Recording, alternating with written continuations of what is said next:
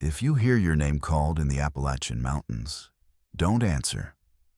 If you see a figure waving from the tree line, don't wave back. And if you feel like you're being followed on the trail, trust that instinct.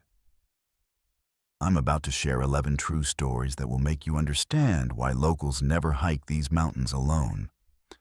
But first, smash that subscribe button and ring the notification bell for Verified Fears. Because these stories are about to get seriously disturbing, and you won't want to miss what's coming next. The Appalachian Mountains have one unbreakable rule. If you hear your name in the woods, know you didn't. These 11 true stories will show you why. Subscribe to Verified Fears right now. Because story number 1 involves an actual serial killer, and you need to hear this. When most people think about dangers lurking in the Appalachian Mountains, their minds drift to supernatural entities, mysterious disappearances, or unexplained phenomena. But the most terrifying truth about these ancient mountains is that sometimes the real monsters walk on 2 legs, carry backpacks, and smile when they offer to share their campfire. This is the story of Randall Lee Smith, a man who turned the peaceful Appalachian Trail into his personal hunting ground, and whose crimes prove that reality can be far more horrifying than any ghost story or cryptid legend. The Appalachian Trail stretches over 2,100 miles from Georgia to Maine, winding through some of the most remote and beautiful wilderness in America.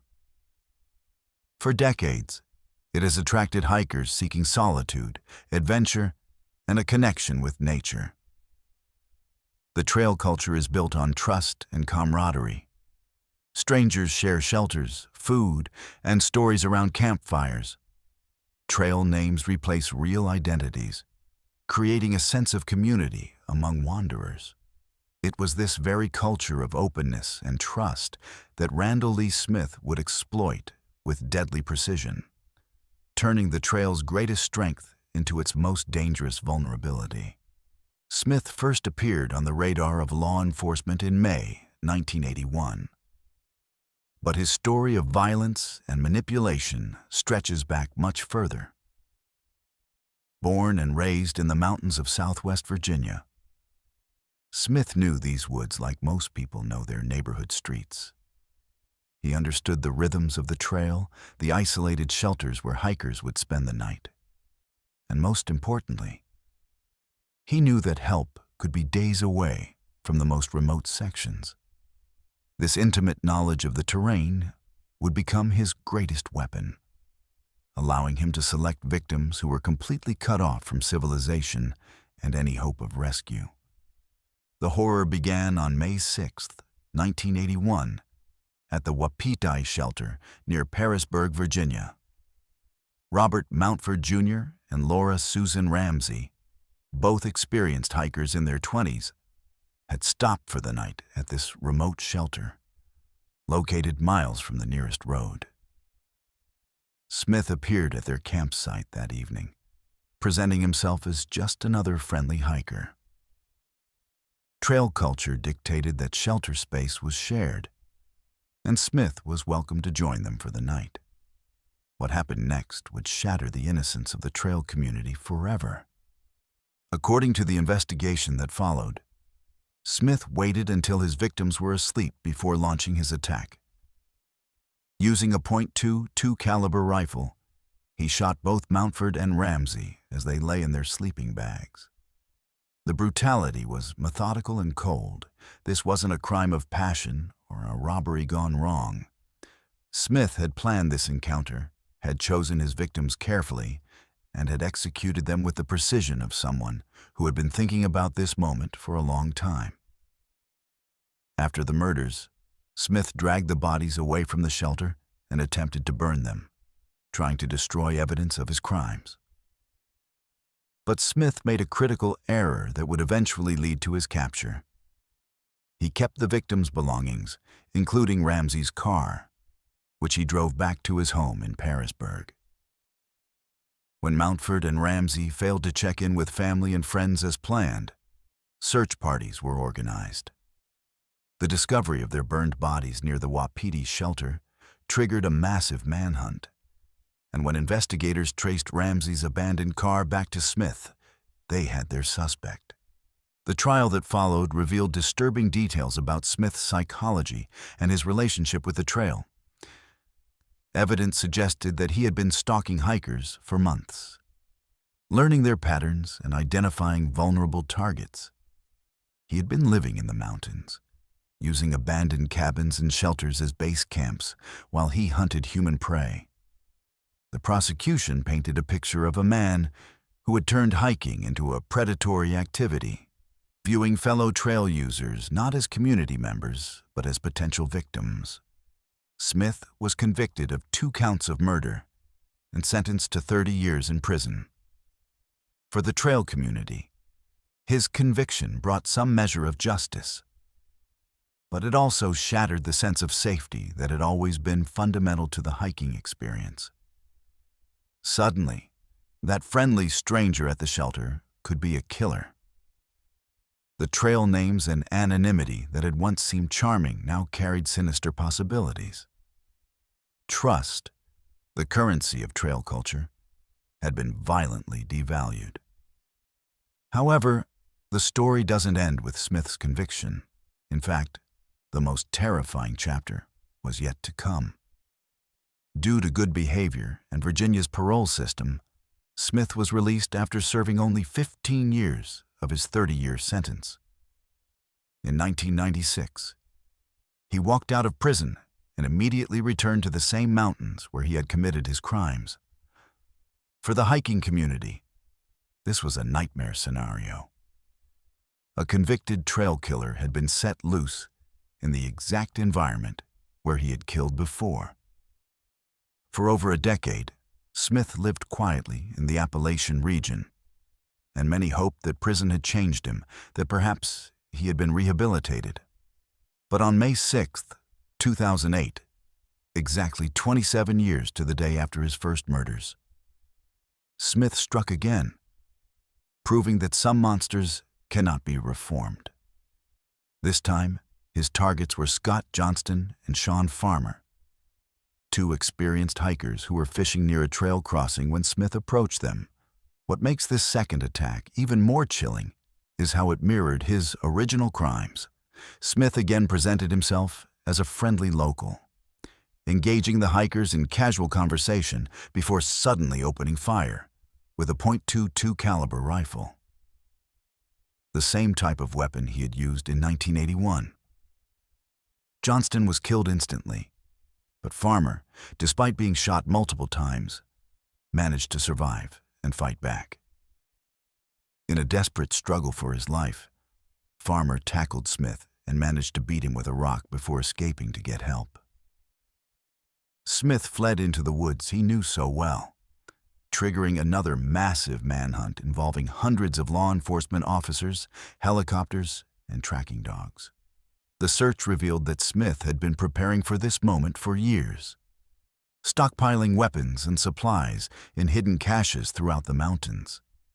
He had been planning another killing spree, and Johnston and Farmer had simply been the first victims he encountered. The manhunt continued for 4 days until authorities finally tracked Smith to a remote mountain location. The confrontation with law enforcement marked the final moments of his criminal activity. The case closed in the same mountains where his crimes had occurred, ending one of the most disturbing periods in Appalachian Trail history. The legacy of Randall Lee Smith's crimes extends far beyond the 3 lives he took. His actions fundamentally changed how people approached trail safety and transformed the culture of trust that had defined the hiking community. Shelters that once felt like havens now carried an undercurrent of wariness. The trail angels, locals who help hikers with rides and supplies, found themselves viewed with suspicion. Solo hikers, particularly women, began carrying weapons and communication devices that previous generations of hikers had never needed. What makes Smith's story particularly horrifying is how he exploited the very best qualities of trail culture to commit his crimes. The openness, trust, and willingness to help strangers that define the hiking community became weapons in his hands. He understood that hikers were conditioned to welcome fellow travelers, to share resources and shelter, and to help each other in times of need. By appearing as just another hiker, he gained access to victims who had no reason to suspect danger. The psychological impact of Smith's crimes rippled through the entire outdoor community. Trail registers that once contained light-hearted messages between hikers began including warnings about suspicious individuals.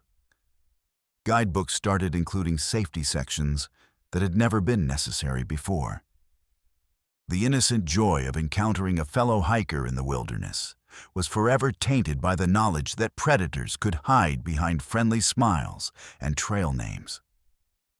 Perhaps most disturbing of all is the realization that Smith's success as a predator came from his intimate knowledge of the mountains and the people who loved them.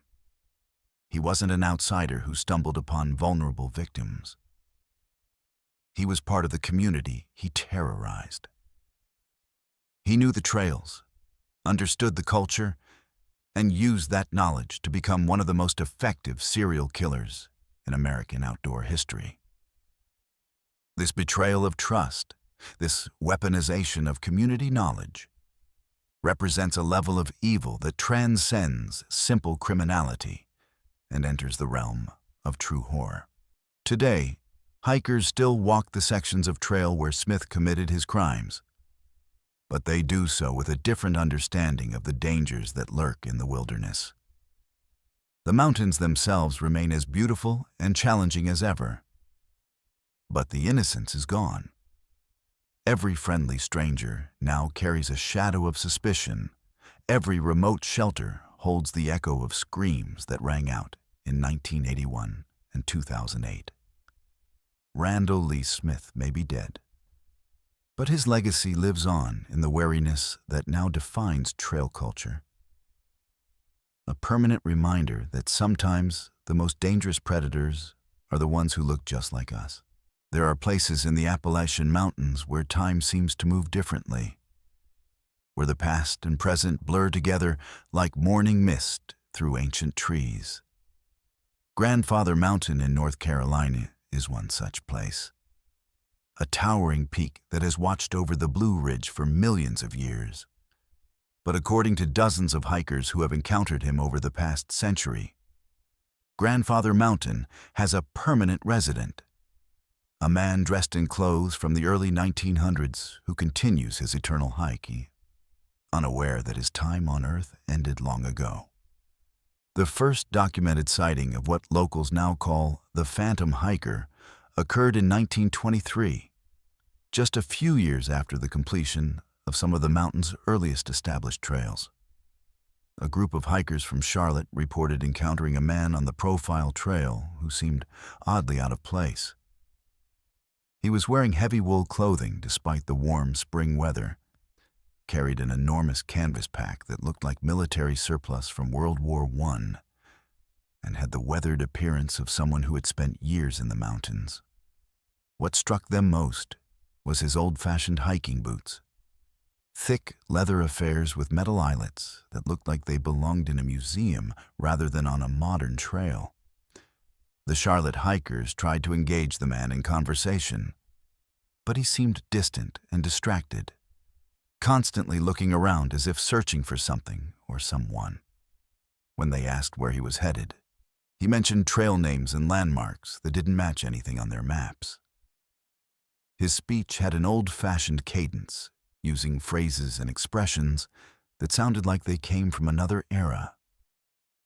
Most disturbing of all, when they turned around after walking past him, the man had simply vanished, despite the fact that they were on an open section of trail with clear sight lines in all directions.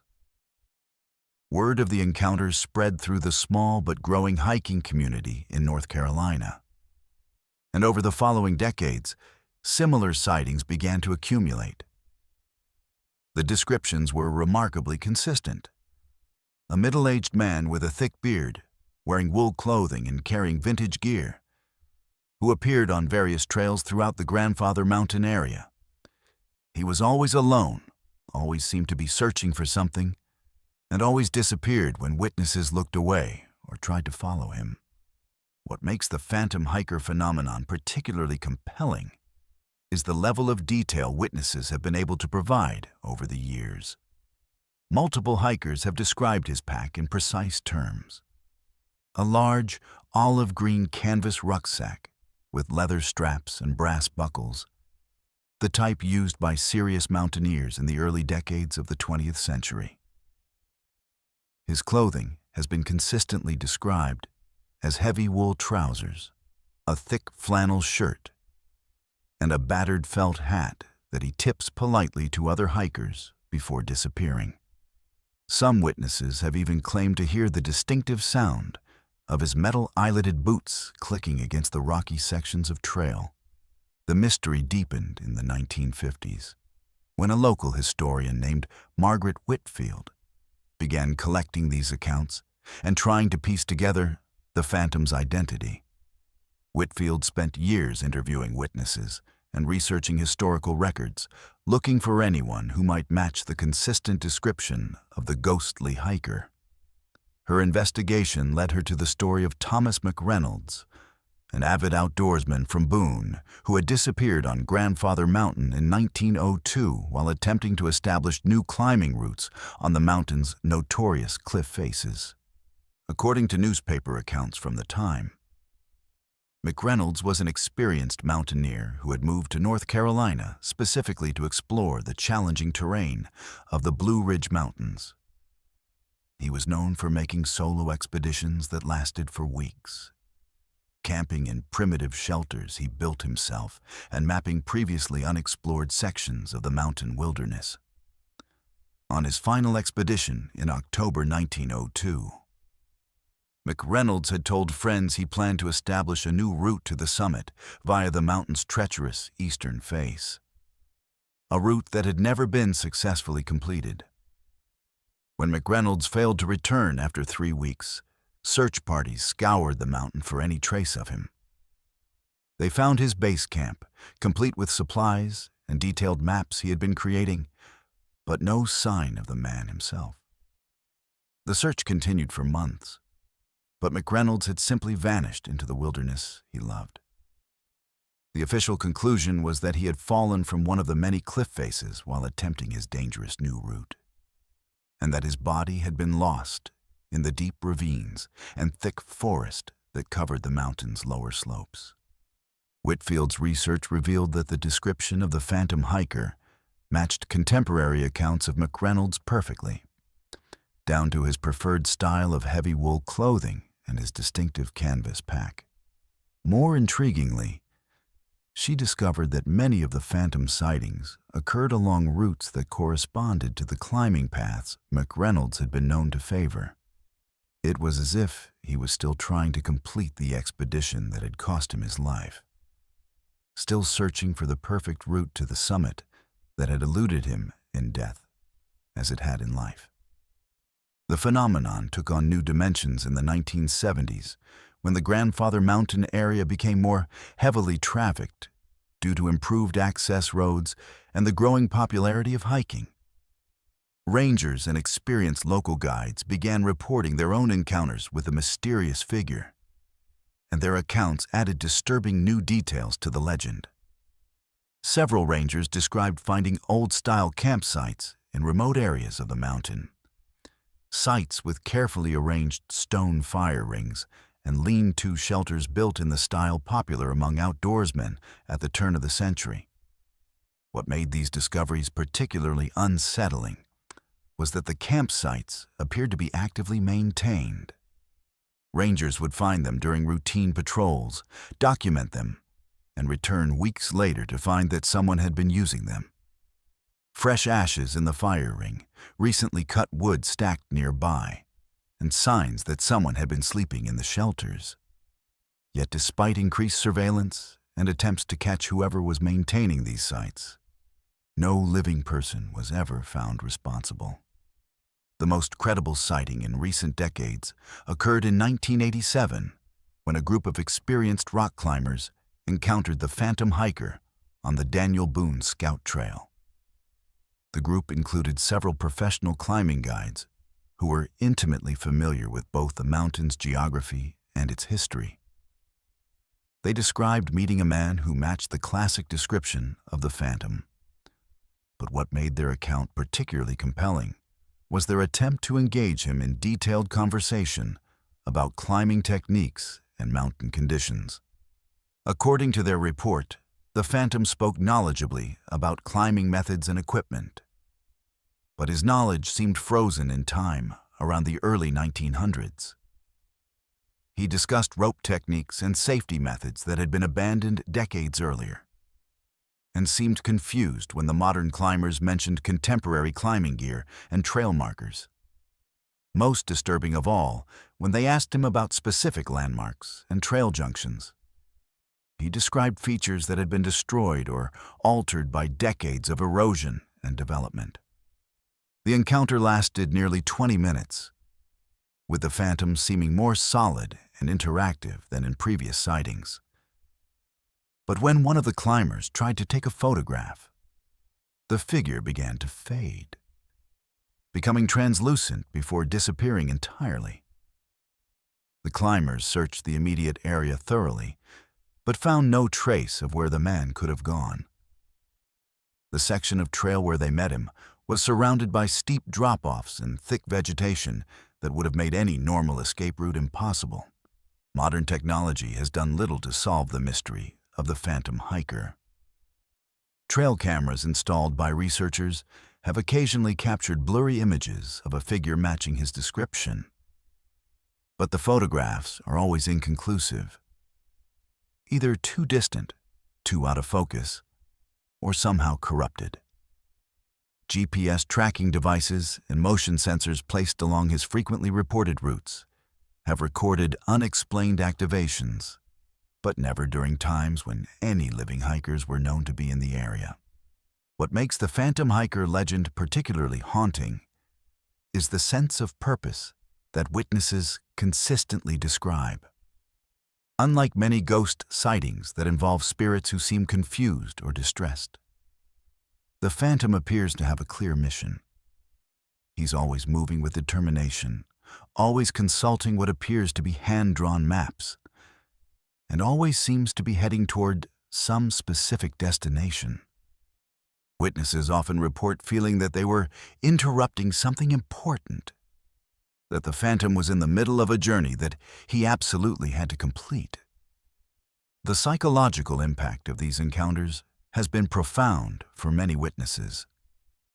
Experienced hikers who considered themselves rational and skeptical have found their worldviews shaken by meetings with the phantom. Some have described feeling an overwhelming sense of sadness during the encounters, as if the spirit's eternal quest was somehow tragic rather than frightening. Others have reported feeling inspired, viewing the phantom as a symbol of dedication to the mountains and the outdoor life. Perhaps most disturbing of all are the accounts from hikers who claim the phantom hiker tried to communicate with them about dangers on the mountain. Several witnesses have reported that the phantom appeared to warn them about unstable trail conditions, approaching storms, or dangerous wildlife in the area. In at least 3 documented cases, hikers who heeded these warnings discovered serious hazards exactly where the phantom had indicated. Loose rock formations that could have caused fatal falls, rapidly approaching severe weather, and aggressive bear activity. Today, the phantom hiker remains one of the most persistent and well-documented supernatural phenomena in the Appalachian Mountains. Park rangers acknowledge the sightings, though they officially attribute them to misidentification of living hikers or psychological phenomena related to isolation and altitude. But for those who have encountered him, no explanation is necessary. They know they have met the spirit of a man who loved these mountains so much that not even death could separate him from his eternal quest to explore every trail, climb every peak, and map every hidden corner of his beloved Grandfather Mountain.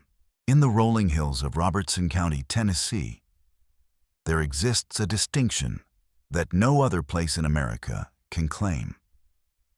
It's the only location in United States history where a state has officially recognized a supernatural entity as the cause of death on a death certificate.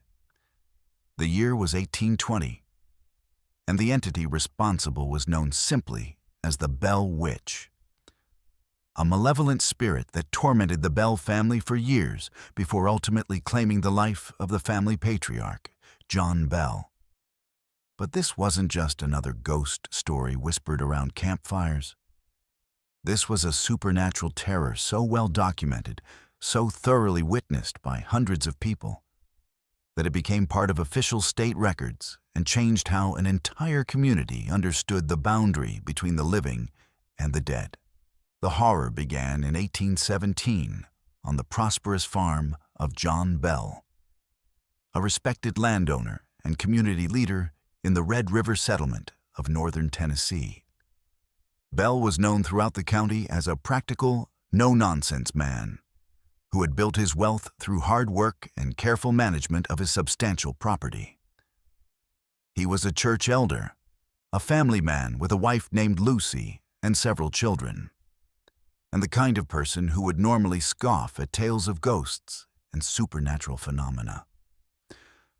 But what began happening on his farm would transform this skeptical patriarch into the central figure in one of America's most thoroughly documented cases of supernatural persecution.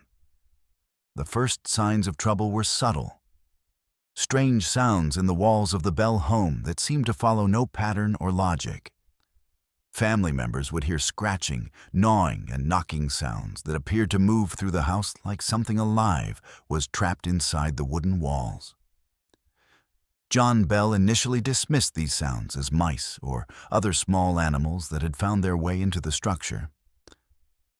But as weeks passed, the noises grew louder and more aggressive. Soon, the sounds were accompanied by the sensation of invisible hands pulling at bed covers, tugging hair, and slapping family members as they tried to sleep. What made the Bell Witch case unique from other reported hauntings was the entity's ability to speak and interact directly with its victims. Unlike typical ghost stories, where spirits communicate through mysterious signs or vague manifestations, the Bell Witch possessed a clear, audible voice that could engage in extended conversations with anyone willing to listen. The voice was described by witnesses as being distinctly feminine, with a sharp, mocking tone that seemed to take particular pleasure in causing distress and confusion. But the witch's primary target was unmistakably John Bell himself. From the beginning of the haunting, the entity focused its most violent and persistent attacks on the family patriarch. It would curse him in language so vile that even hardened frontier settlers were shocked by its profanity. The witch claimed to know intimate details about Bell's past, including business dealings and personal secrets that no living person should have known. Most disturbing of all, it began making explicit threats against Bell's life, promising that it would not rest until he was dead and buried. As word of the haunting spread throughout Robertson County, the Bell farm became a destination for curiosity seekers, skeptics, and believers alike. What they found there challenged everything they thought they knew about the supernatural. The Bell Witch didn't hide from visitors. Instead, it seemed to relish having an audience for its torments. It would speak directly to guests, often greeting them by name even when the family had no idea they were coming. The entity demonstrated an uncanny knowledge of events happening throughout the county, often sharing gossip and information about people's private lives that it couldn't possibly have known through normal means. The witch's interactions with visitors were documented by dozens of credible witnesses, including local ministers, doctors, and government officials. Unlike typical ghost stories that rely on second-hand accounts or easily dismissed anecdotes, the Bell Witch case was observed and recorded by some of the most respected members of the community. These weren't superstitious folk looking for supernatural explanations for ordinary events. These were educated, rational people who found themselves confronting something that defied all logical explanation. One of the most notable visitors to the Bell farm was future President Andrew Jackson, who came to investigate the phenomena while serving as a general in the Tennessee militia. Jackson arrived with a group of men who were determined to expose what they assumed was an elaborate hoax. According to contemporary accounts, Jackson's party experienced wagon troubles that prevented them from leaving the Bell property, heard the witch's voice clearly speaking to them, and witnessed physical manifestations that left even the skeptical military men thoroughly convinced that they were dealing with genuine supernatural forces. But it was the witch's treatment of John Bell's daughter, Betsy, that revealed the true depths of its malevolence. The entity seemed to take special interest in the teenage girl's romantic relationships, flying into violent rages whenever she showed affection for her suitor, Joshua Gardner. The witch would physically attack both Betsy and Gardner when they tried to spend time together, pulling Betsy's hair, slapping her face, and creating such chaos that their courtship became impossible to maintain. The entity claimed to be protecting Betsy from what it called an unsuitable match. But its methods were so violent and possessive that many witnesses believed the witch was driven by jealousy rather than concern. The supernatural persecution continued for nearly 4 years, during which time John Bell's health began to deteriorate rapidly. Family members and visitors observed that the witch's attacks on Bell seemed to be having a cumulative physical effect. He developed a strange swelling in his tongue that made speaking difficult, experienced seizures that doctors couldn't explain, and showed signs of what contemporary observers called wasting away. Medical professionals who examined Bell could find no natural cause for his declining condition. But everyone who witnessed the witch's relentless harassment understood the connection between the supernatural attacks and Bell's failing health. The climax of the haunting came in December 1820, when John Bell was found dead in his bed after what appeared to be a particularly severe seizure. But the circumstances surrounding his death were far from ordinary. Family members discovered a small vial of dark liquid in Bell's room that no one recognized. When they questioned the Bell Witch about the mysterious substance, the entity gleefully confessed to poisoning Bell, claiming credit for his death and expressing satisfaction that its long campaign of terror had finally succeeded. To prove its claim, the witch instructed the family to give a few drops of the liquid to the family cat. According to multiple witnesses, the cat immediately went into convulsions and died within minutes, confirming the liquid's lethal properties. The witch then launched into what witnesses described as a celebration, singing and laughing throughout the house as the Bell family mourned their patriarch's death. For the supernatural entity, John Bell's demise wasn't a tragedy. It was a victory that it had been working toward for years. The aftermath of John Bell's death marked a turning point in how American society documented and understood supernatural phenomena. When local officials filled out Bell's death certificate, they faced an unprecedented situation.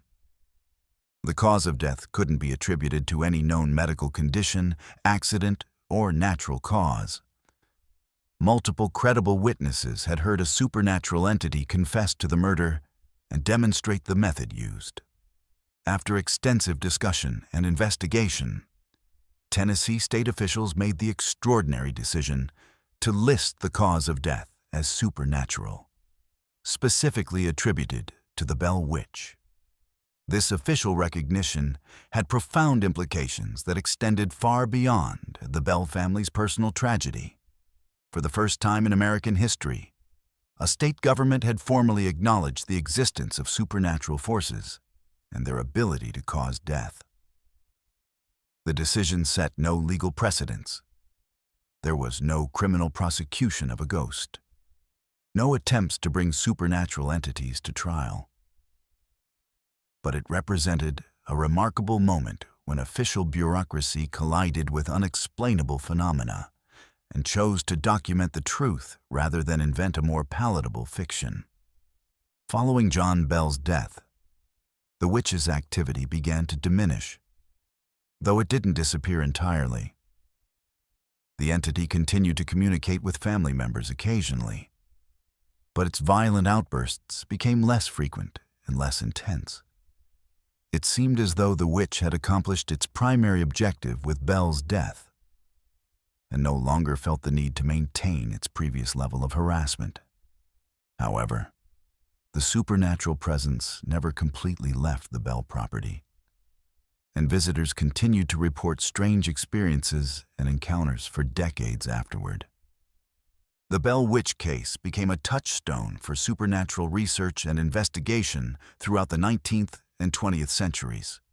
Researchers, historians, and paranormal investigators have studied the documented evidence for nearly 2 centuries, trying to find rational explanations for the events that terrorized the Bell family.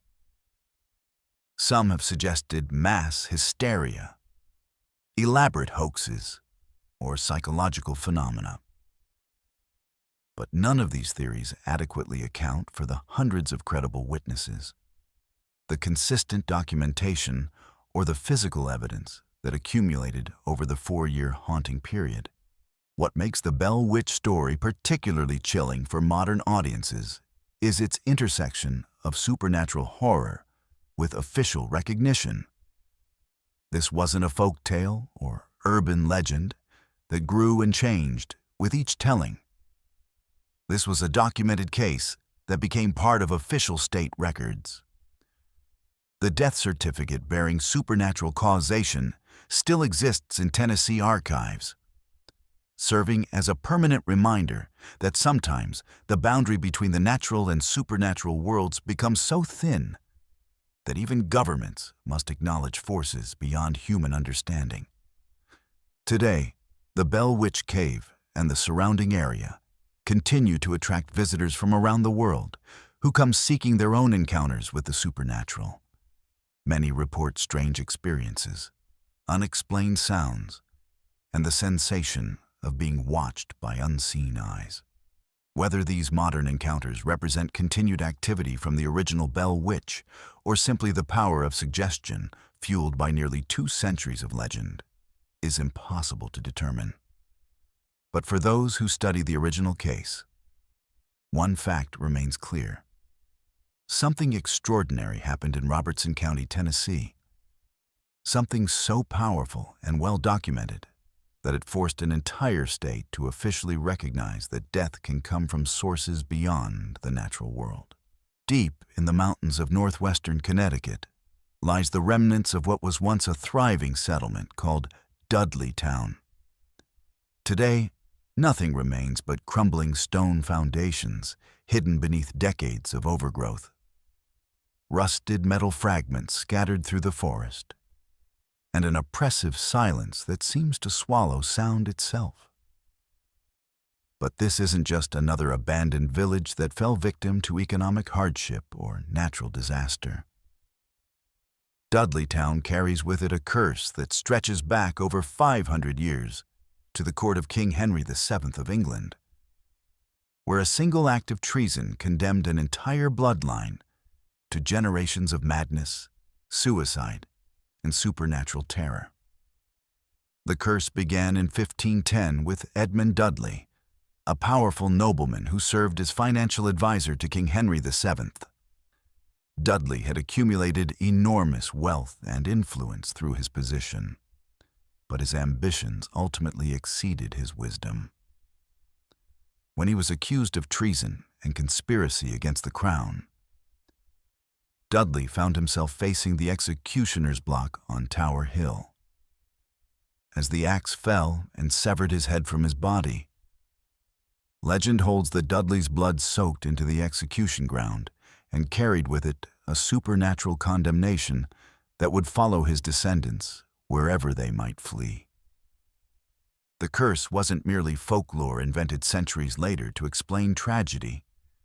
It began manifesting almost immediately in the Dudley family line.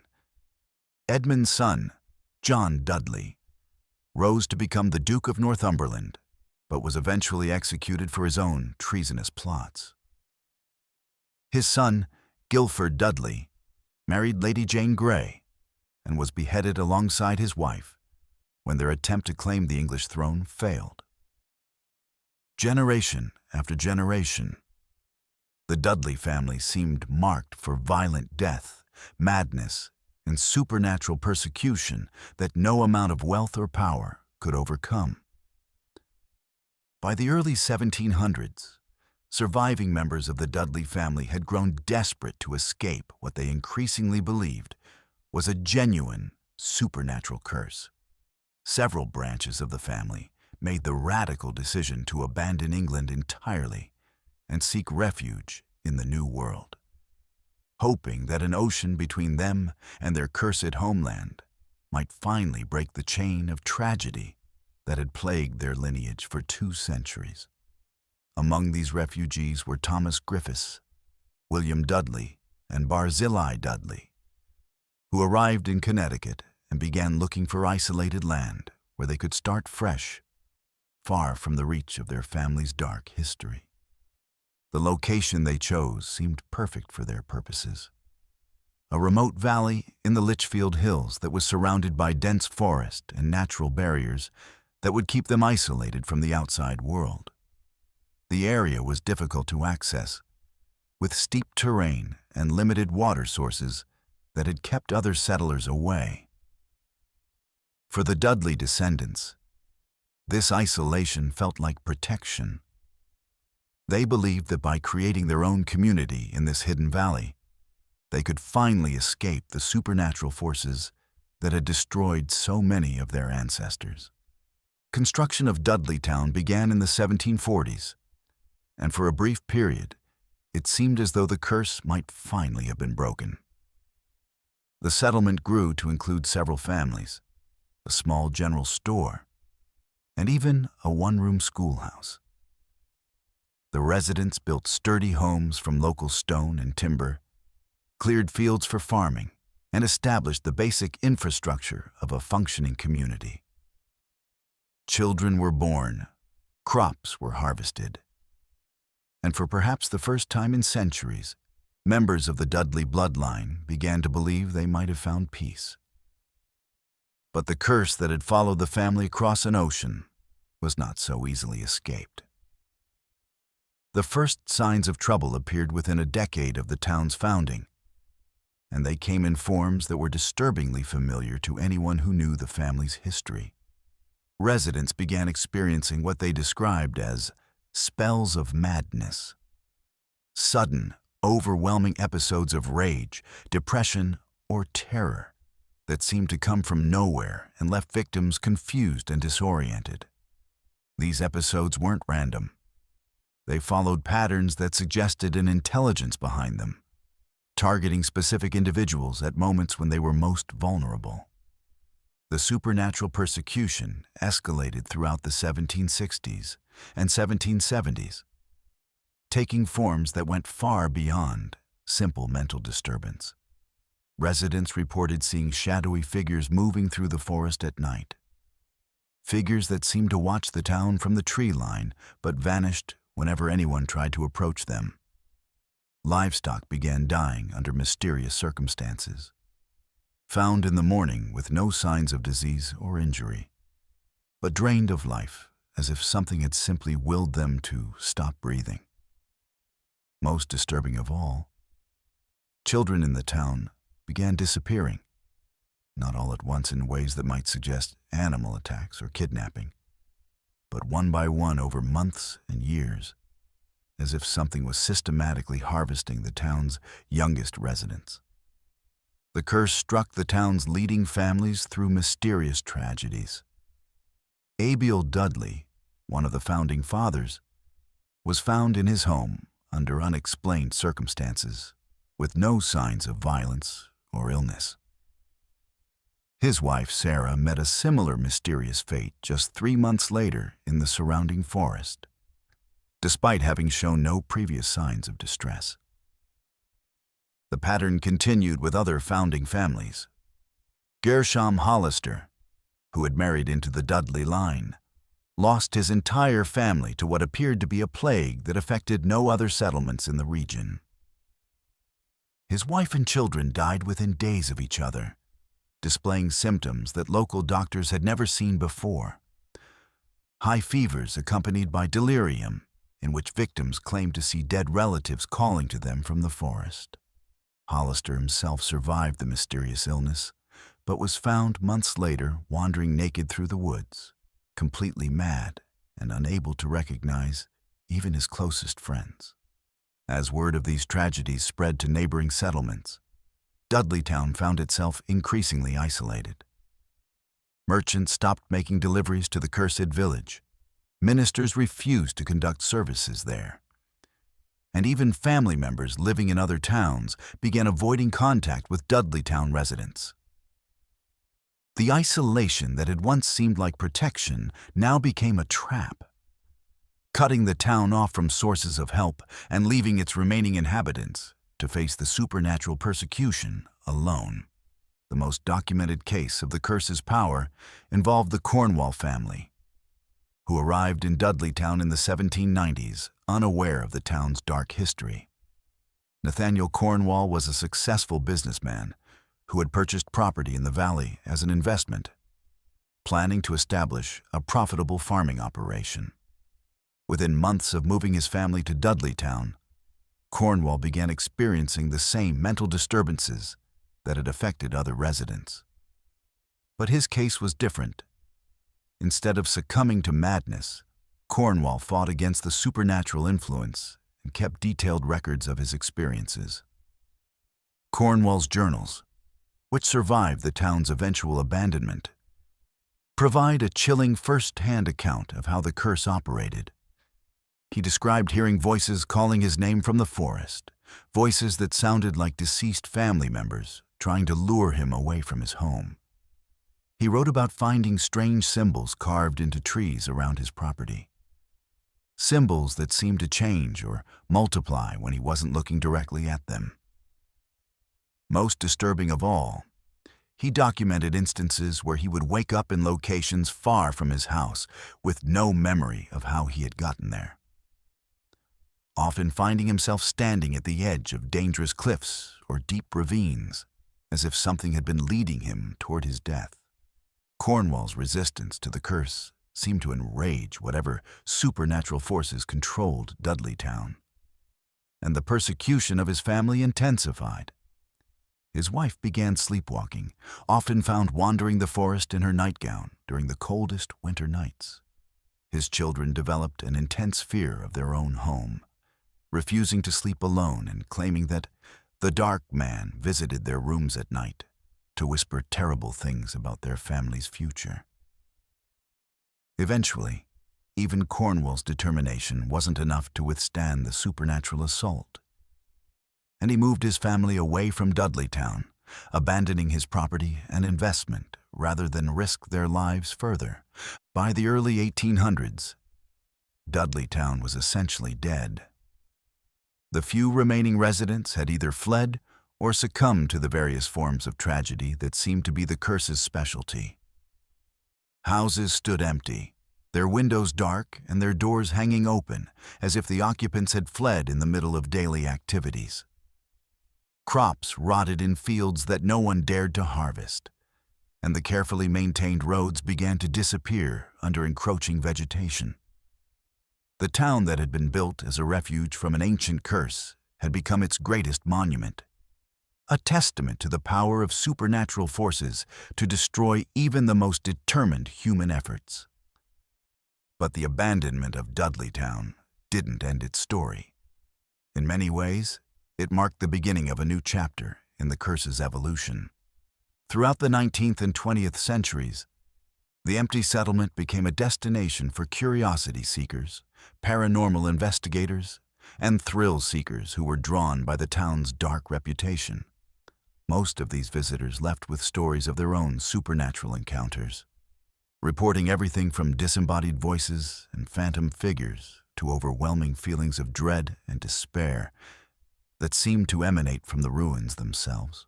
Modern investigations of Dudleytown have been hampered by the fact that the area is now privately owned and strictly off-limits to the public. The current property owners have erected barriers and warning signs, and local law enforcement regularly patrols the area to prevent trespassing. Official explanations for these restrictions focus on safety concerns and environmental protection, but many locals believe the real reason is that the curse remains active and dangerous. They point to the fact that even professional researchers and film crews have been denied access to the site, suggesting that something more than ordinary property rights is being protected. Those who have managed to gain authorized access to Dudleytown in recent decades have reported experiences that suggest Edmund Dudley's curse continues to manifest nearly 300 years after the town's founding. Researchers have documented unexplained equipment failures, sudden temperature drops, and electromagnetic anomalies that seem to center on the locations where the town's most tragic events occurred. Several investigators have reported feeling physically ill while exploring the ruins, experiencing symptoms that disappear as soon as they leave the area, but return if they attempt to spend extended time at the site. Perhaps most disturbing of all are the reports from genealogists who have attempted to trace the descendants of Dudleytown's original families.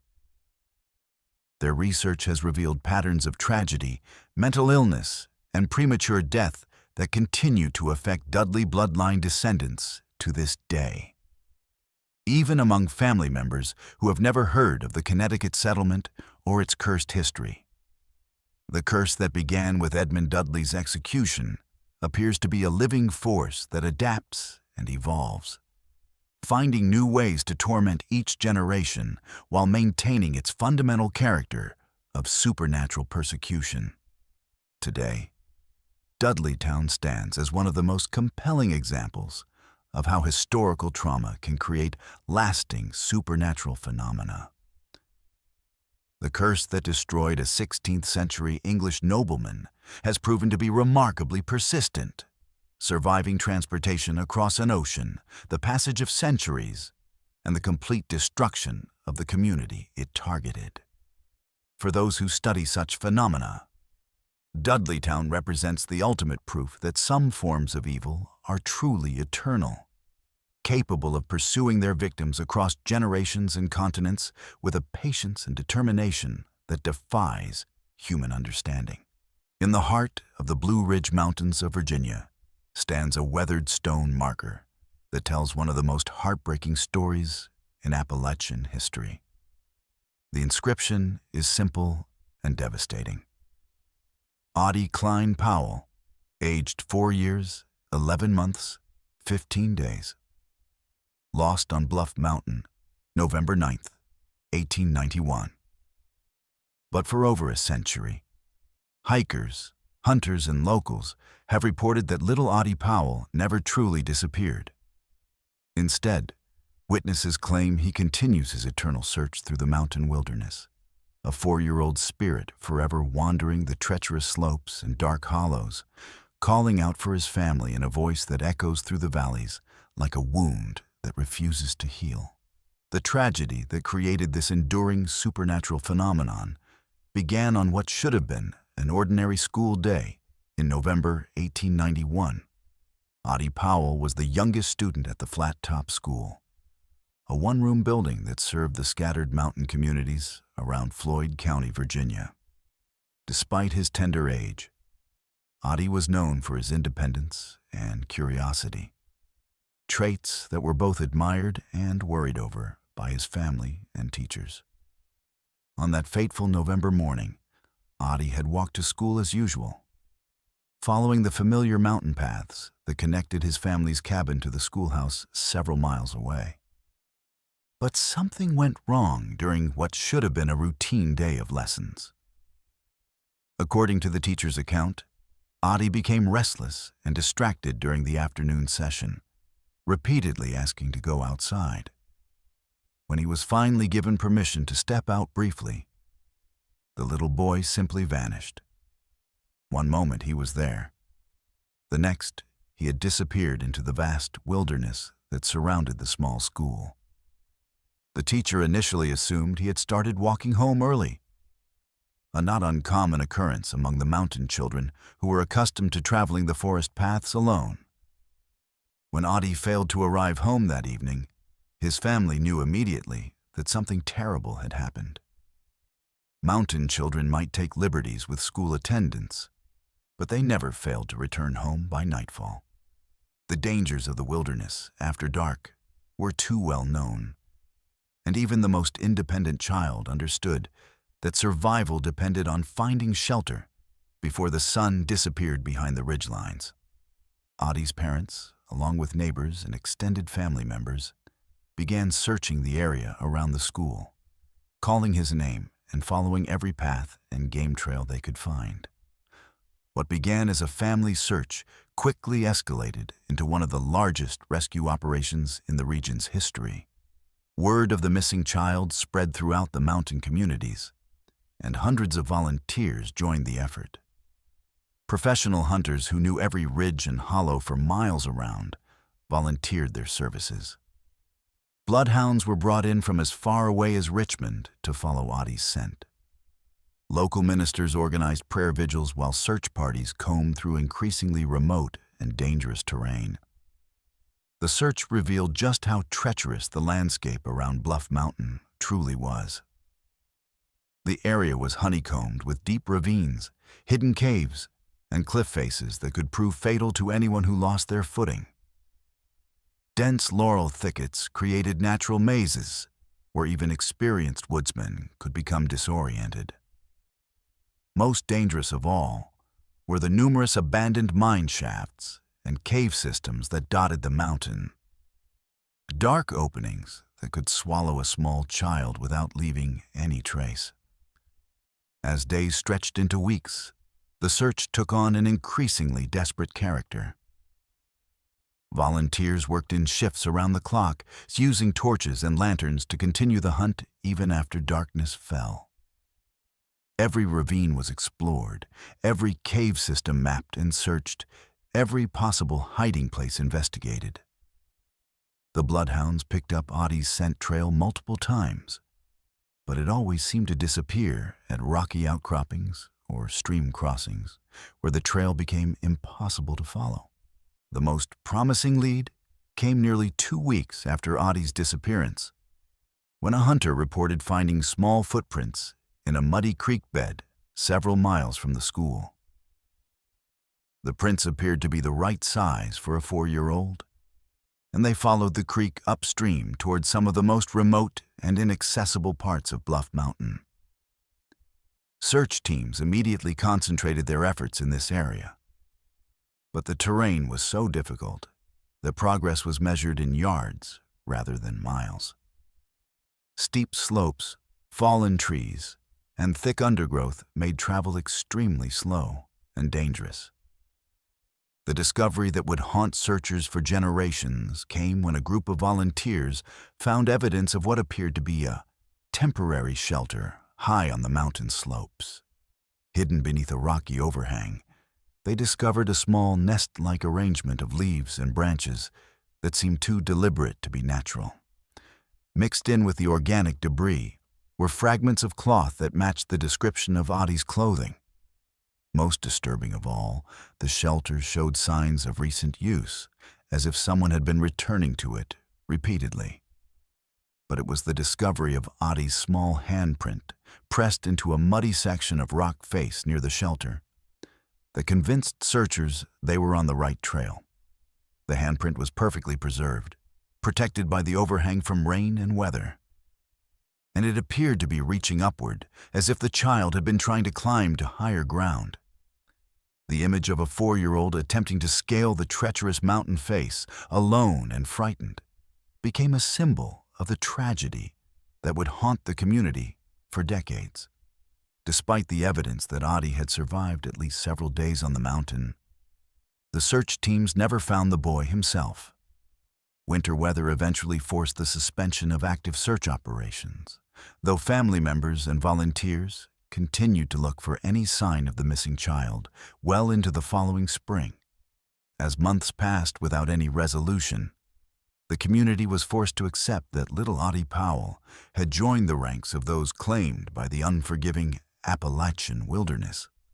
But the story didn't end with the official suspension of the search.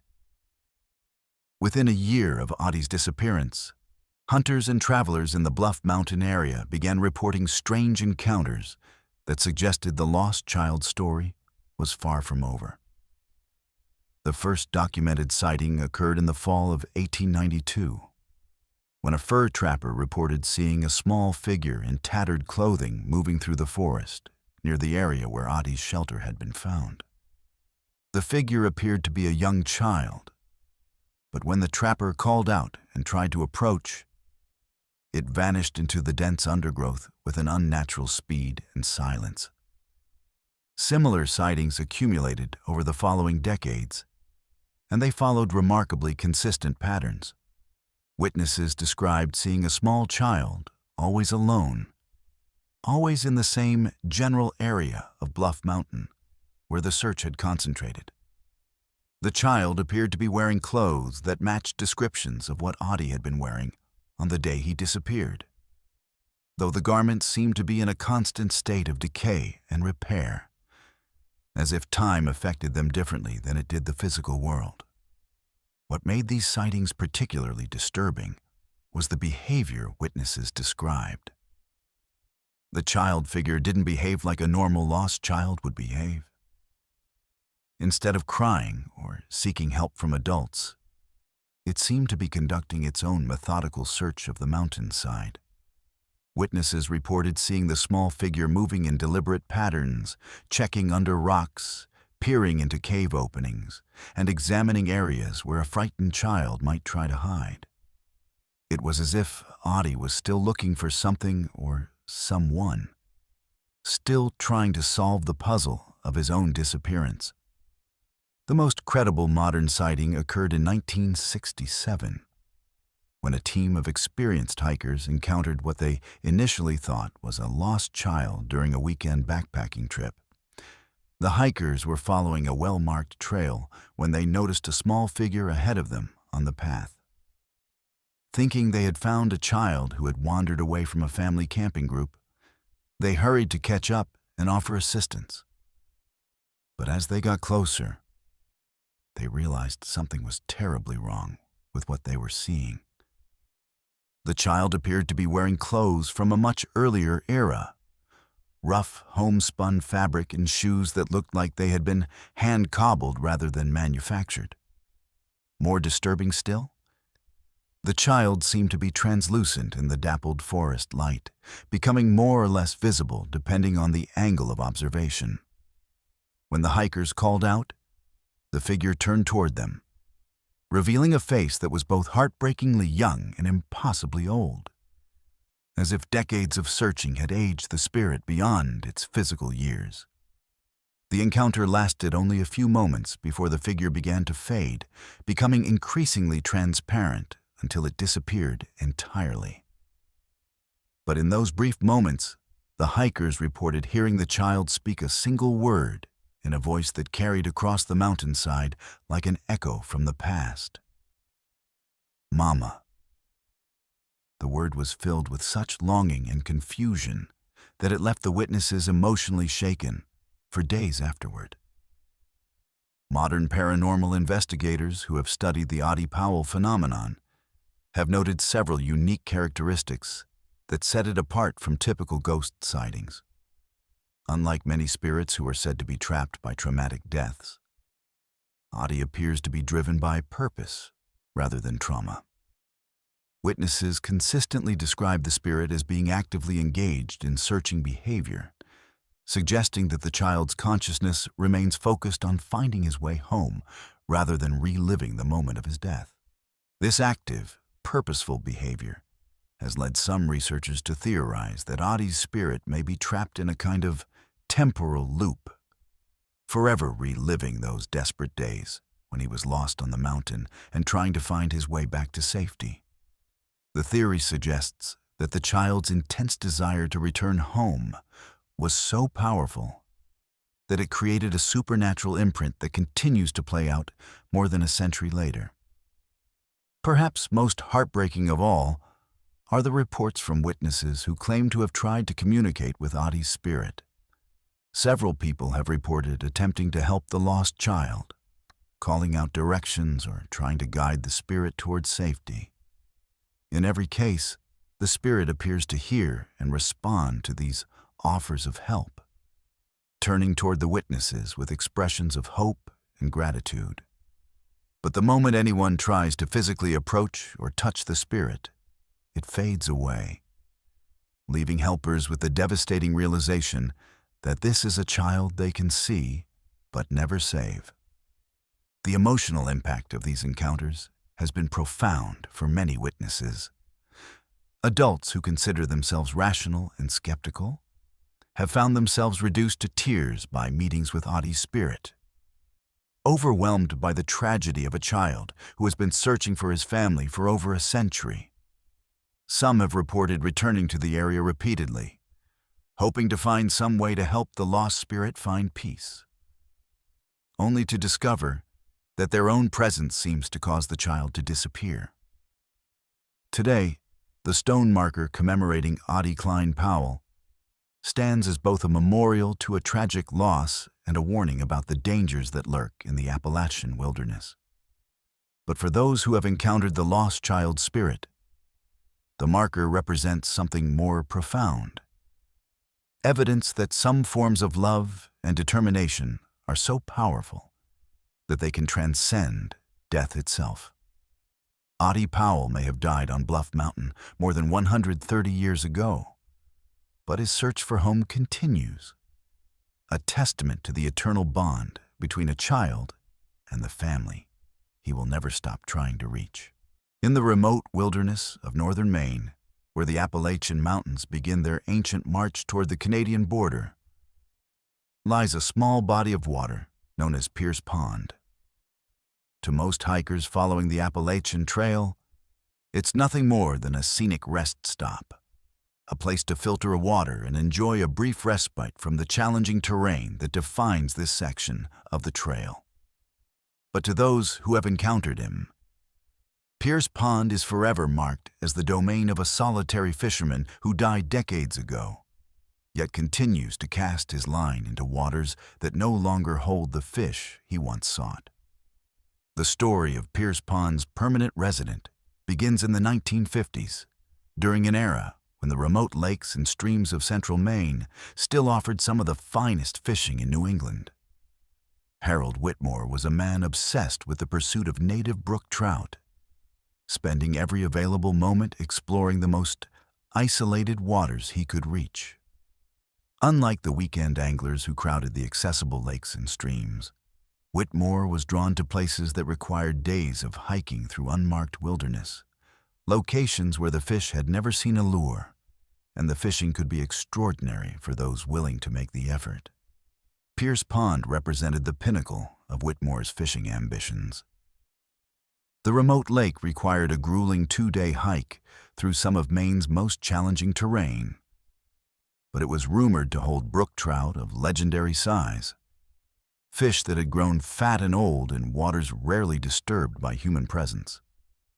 Whitmore had first discovered the pond in 1952 during a solo exploration trip, and the fishing had been so spectacular that he immediately began planning return visits. Over the following years, he made the difficult journey to Pierce Pond at least twice each season, often spending a week or more camped on its shores. What made Whitmore's relationship with Pierce Pond unusual was his methodical approach to fishing the water. Unlike casual anglers who might try different spots randomly, Whitmore had developed a systematic strategy for working every section of the pond. He had mapped the underwater structure, identified the best feeding areas, and even documented the seasonal patterns of the fish he pursued. His fishing logs from this period, discovered years later by his family, reveal an almost scientific dedication to understanding every aspect of the pond's ecosystem. But Whitmore's obsession with Pierce Pond went beyond simple fishing enthusiasm. Family members later recalled that he spoke about the place with an intensity that bordered on reverence, describing it as the most perfect fishing water he had ever encountered. He would spend hours studying topographic maps and planning his trips, calculating the best times to visit based on weather patterns, moon phases, and seasonal fish behavior. For Whitmore, Pierce Pond wasn't just a fishing destination. It was a sacred place where he felt more connected to the natural world than anywhere else on Earth. The last documented trip Harold Whitmore made to Pierce Pond began in September 1958, during what should have been the prime season for fall fishing. He had planned a 10-day solo expedition, longer than his usual visits, and had told his family he hoped to finally land the massive brook trout he had been pursuing for years. Whitmore was an experienced woodsman who had been making similar trips for decades, and his family had no concerns about his ability to handle the challenges of wilderness camping and navigation. When Whitmore failed to return on his scheduled date, search parties were organized to investigate. The terrain around Pierce Pond made search operations extremely difficult, but eventually rescue teams located his campsite on the pond's northern shore. They found his tent properly erected, his fishing gear carefully organized, and his supplies still intact. Most puzzling of all, they discovered his fishing log with entries dated up to the day before his scheduled departure. Entries that indicated he had been having excellent fishing success and was looking forward to one final morning on the water. But Harold Whitmore himself was never found. Despite extensive searches of the pond and surrounding area, no trace of his body was ever recovered. The official conclusion was that he had somehow fallen into the pond while fishing and drowned, with his body sinking into the deep water or being carried away by the outlet stream. For his family, this explanation provided some closure, though they were haunted by the fact that Whitmore was an excellent swimmer and had never shown any signs of being careless around water. The first reported sighting of what locals now call the Pierce Pond ghost occurred less than a year after Whitmore's disappearance. A group of hikers following the Appalachian Trail stopped at the pond to rest and filter water when they noticed a figure standing in the shallows on the far shore. Through binoculars, they could see that it was a middle-aged man wearing vintage fishing gear and wielding what appeared to be a classic bamboo fly rod. The figure was methodically working the water with the practiced movements of an expert angler, casting and retrieving with a rhythm that suggested years of experience. The hikers called out to the fisherman, thinking he might be able to provide information about trail conditions or local fishing regulations. But the figure didn't respond to their calls, continuing his fishing as if he hadn't heard them. When the hikers began walking around the pond to get closer, they were amazed to see the fisherman simply fade away, becoming increasingly transparent until he disappeared entirely. The water where he had been standing showed no ripples or disturbance, as if no one had ever been there at all. Over the following decades, similar sightings accumulated with remarkable consistency. Hikers, hunters, and occasional fishing enthusiasts reported encountering the same figure at Pierce Pond, always engaged in the same methodical fishing behavior. The descriptions were so consistent that witnesses could have been describing the same person seen on the same day, despite the fact that sightings were separated by months or even years. The ghost was always described as a middle-aged man with graying hair, wearing a plaid wool shirt and canvas fishing vest, and carrying vintage equipment that looked like it belonged in a museum rather than on a modern fishing trip. What made the Pierce Pond sightings particularly compelling was the behavior witnesses described. Unlike many ghost encounters that involve brief, startling appearances, the Pierce Pond fisherman seemed completely absorbed in his activity, fishing with the focus and determination of someone who had all the time in the world.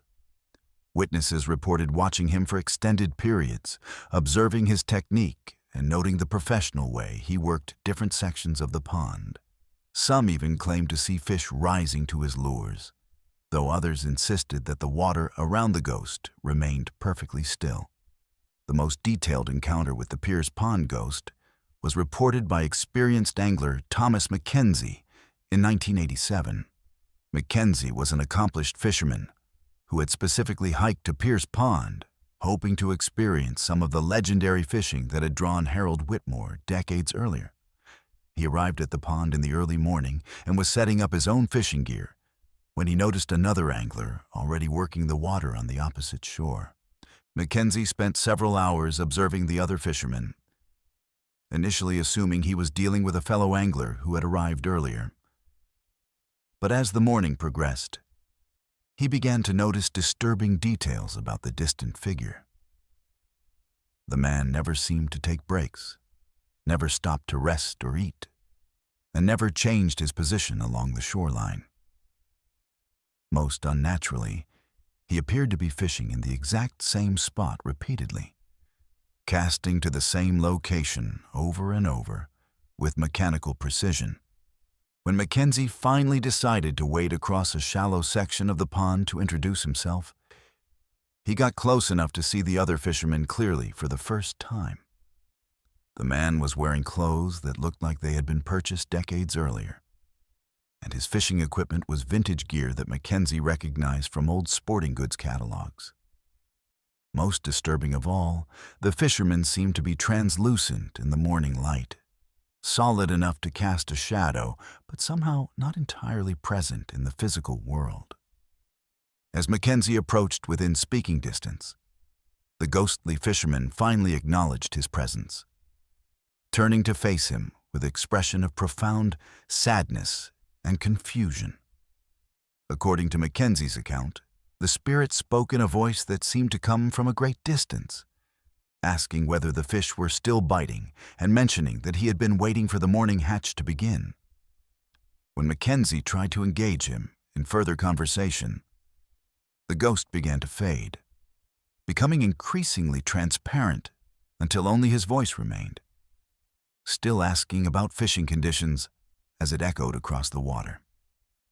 Modern paranormal investigators who have studied the Pierce Pond phenomenon have noted several unique characteristics that distinguish it from typical ghost sightings.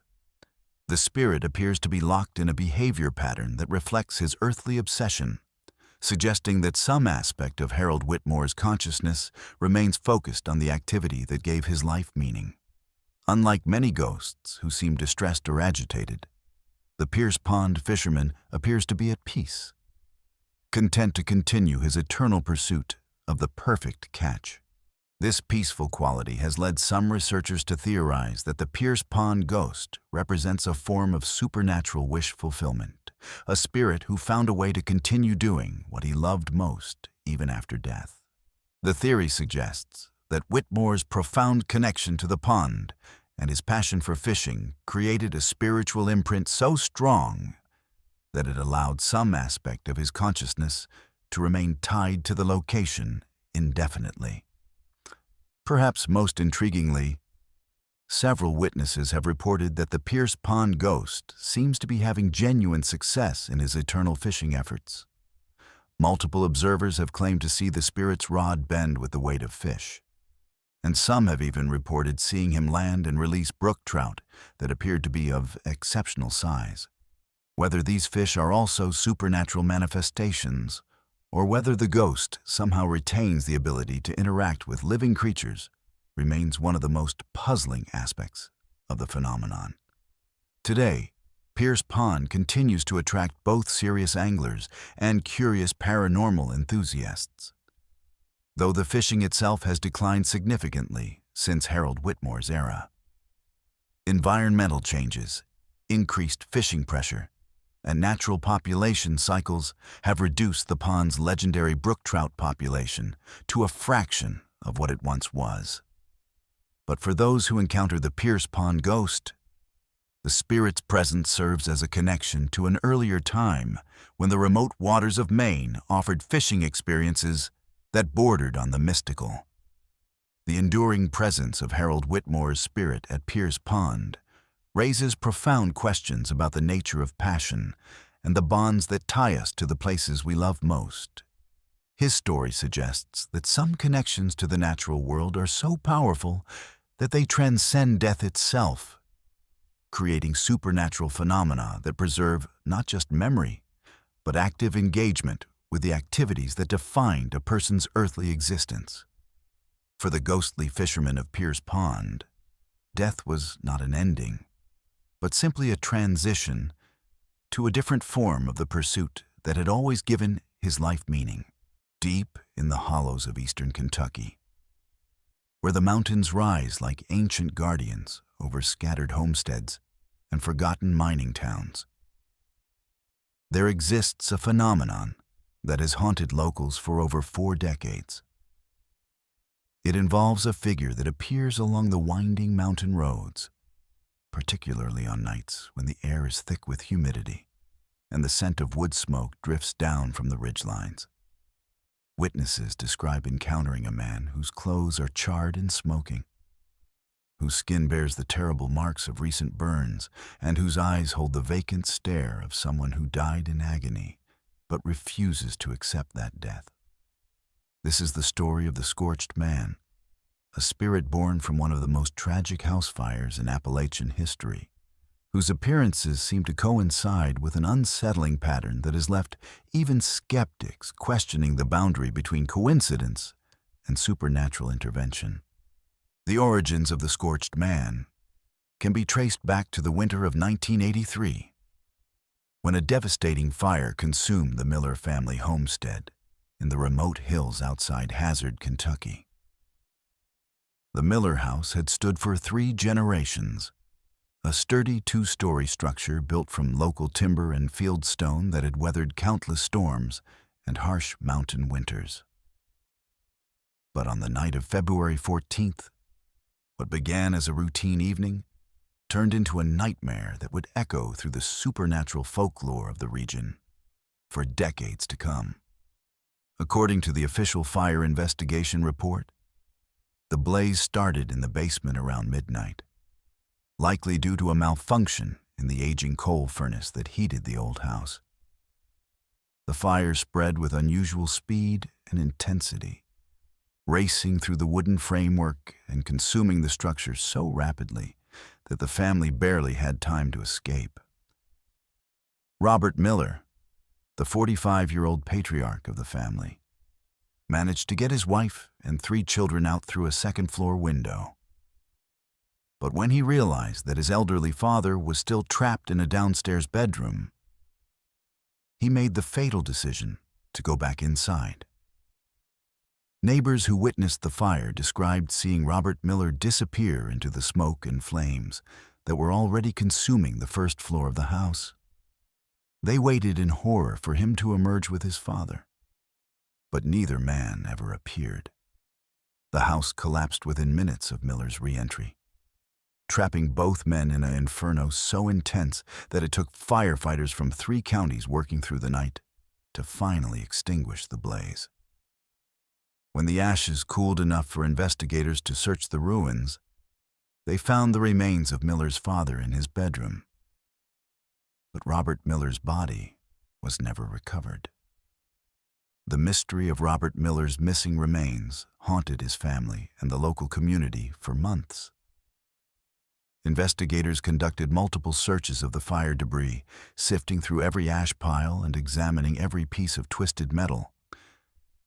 But they found no trace of the man who had disappeared into the flames. Some speculated that the fire had been so intense that his body had been completely consumed, reduced to ash so fine that it had blown away in the wind. Others wondered if Miller had somehow escaped the house, but died elsewhere.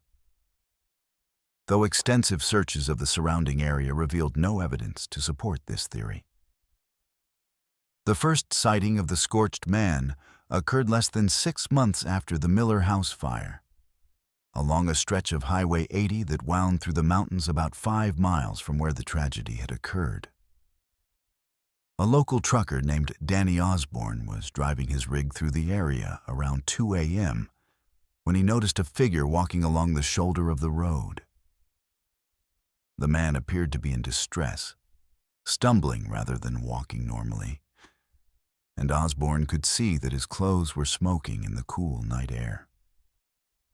Thinking he had encountered someone who had been in a recent accident or fire, Osborne pulled over to offer assistance. As his headlights illuminated the figure more clearly, Osborne was horrified to see that the man's face and hands were covered with what appeared to be fresh burns, the kind of injuries that would require immediate medical attention. The man's clothes were charred and still smoldering, as if he had just escaped from a fire, and there was a strong smell of smoke and burned flesh in the air. Most disturbing of all, the man seemed unaware of his injuries, walking with the mechanical gait of someone in severe shock. Osborne called out to the burned man, offering to drive him to the nearest hospital, but the figure didn't respond to his voice. Instead, the man continued walking along the roadside, moving with purpose despite his obvious injuries. When Osborne got out of his truck and approached on foot, he was shocked to realize that the burned man looked familiar. The facial features, despite the terrible damage, matched those of Robert Miller, the man who had died in the house fire months earlier. As this recognition dawned on Osborne, the figure suddenly stopped walking and turned to face him directly.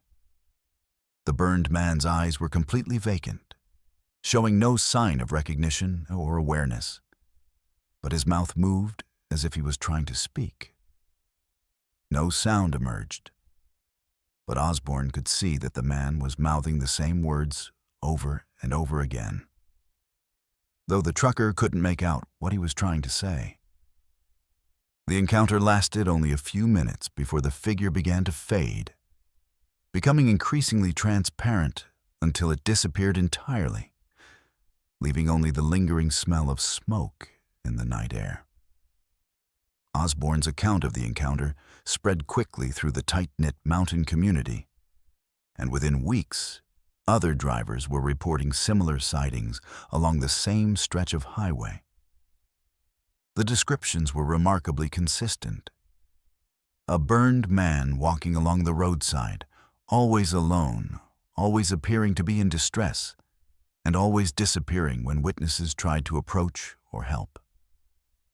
Most disturbing of all, several witnesses independently identified the figure as resembling Robert Miller, though they couldn't explain how a dead man could be walking along a mountain highway. As reports of the scorched man accumulated over the following years, a disturbing pattern began to emerge. The apparition didn't appear randomly. His sightings seemed to coincide with house fires in the surrounding counties. Local firefighters and emergency responders began to notice that whenever the scorched man was spotted, they could expect to receive calls about structure fires within 24 to 48 hours.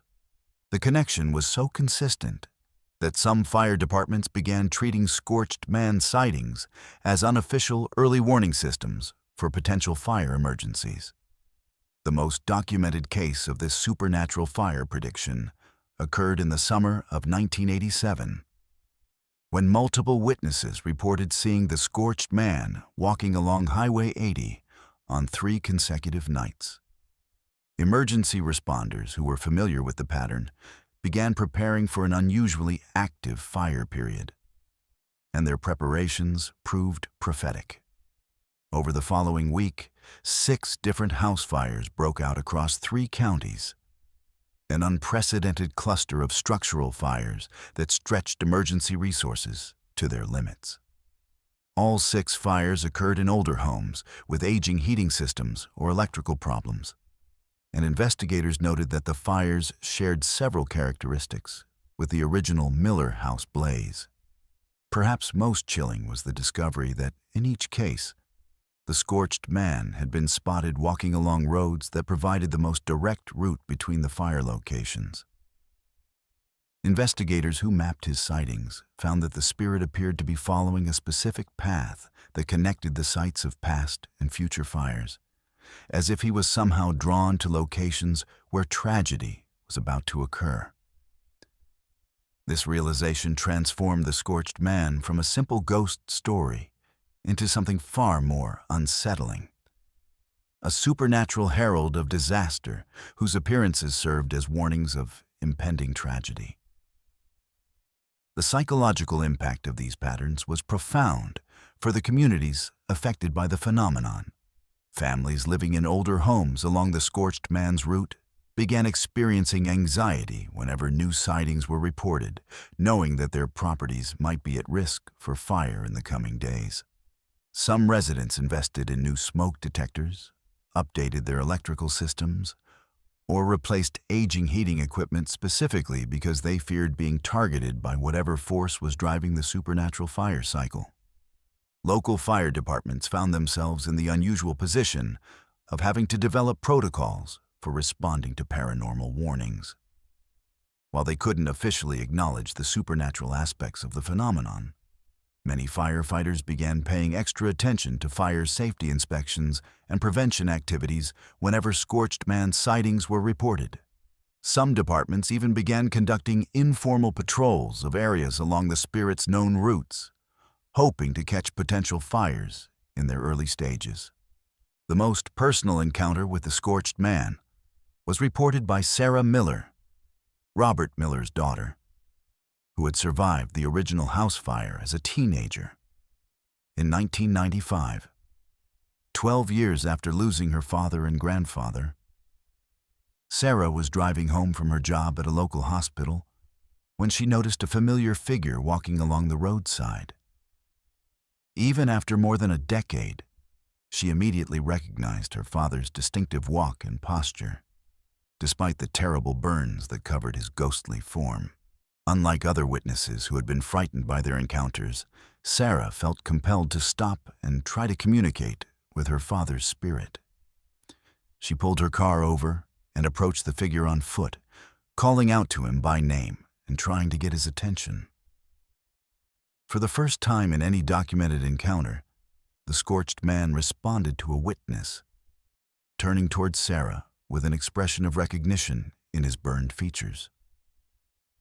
According to Sarah's account, her father's ghost tried to speak to her, but his voice came out as nothing more than a whisper that sounded like wind through dry leaves. She could see that he was trying desperately to communicate something important. His burned hands gesturing frantically, as if warning her about some imminent danger.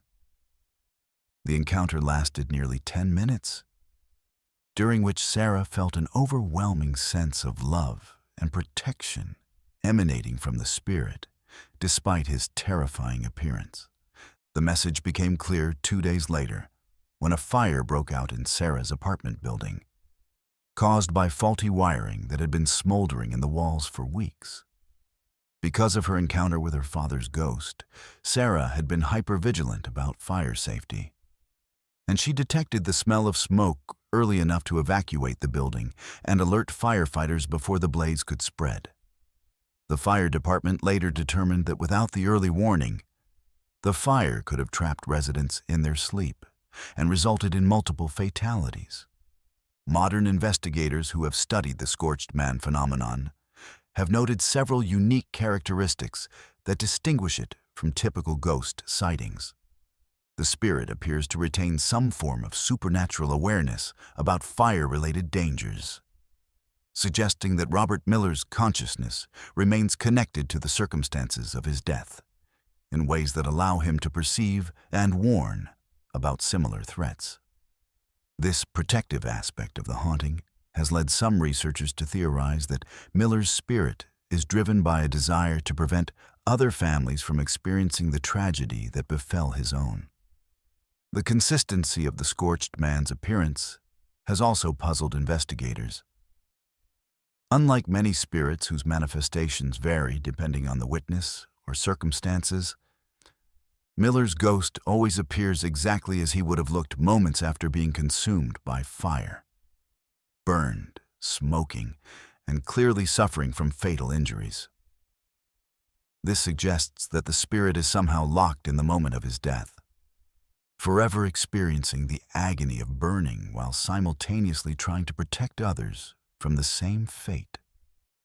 Today, the scorched man continues to appear along the mountain highways of eastern Kentucky, his presence serving as both a supernatural curiosity and a practical warning system for local emergency responders. While skeptics dismiss the phenomenon as coincidence or mass hysteria, the families who have been warned by his appearances know better. For them, Robert Miller's ghost represents something profound about the bonds that tie us to the places and people we love. Connections so strong that not even death by fire can completely sever them. The legacy of the scorched man extends beyond simple ghost lore to touch on fundamental questions about sacrifice, protection, and the persistence of love beyond death.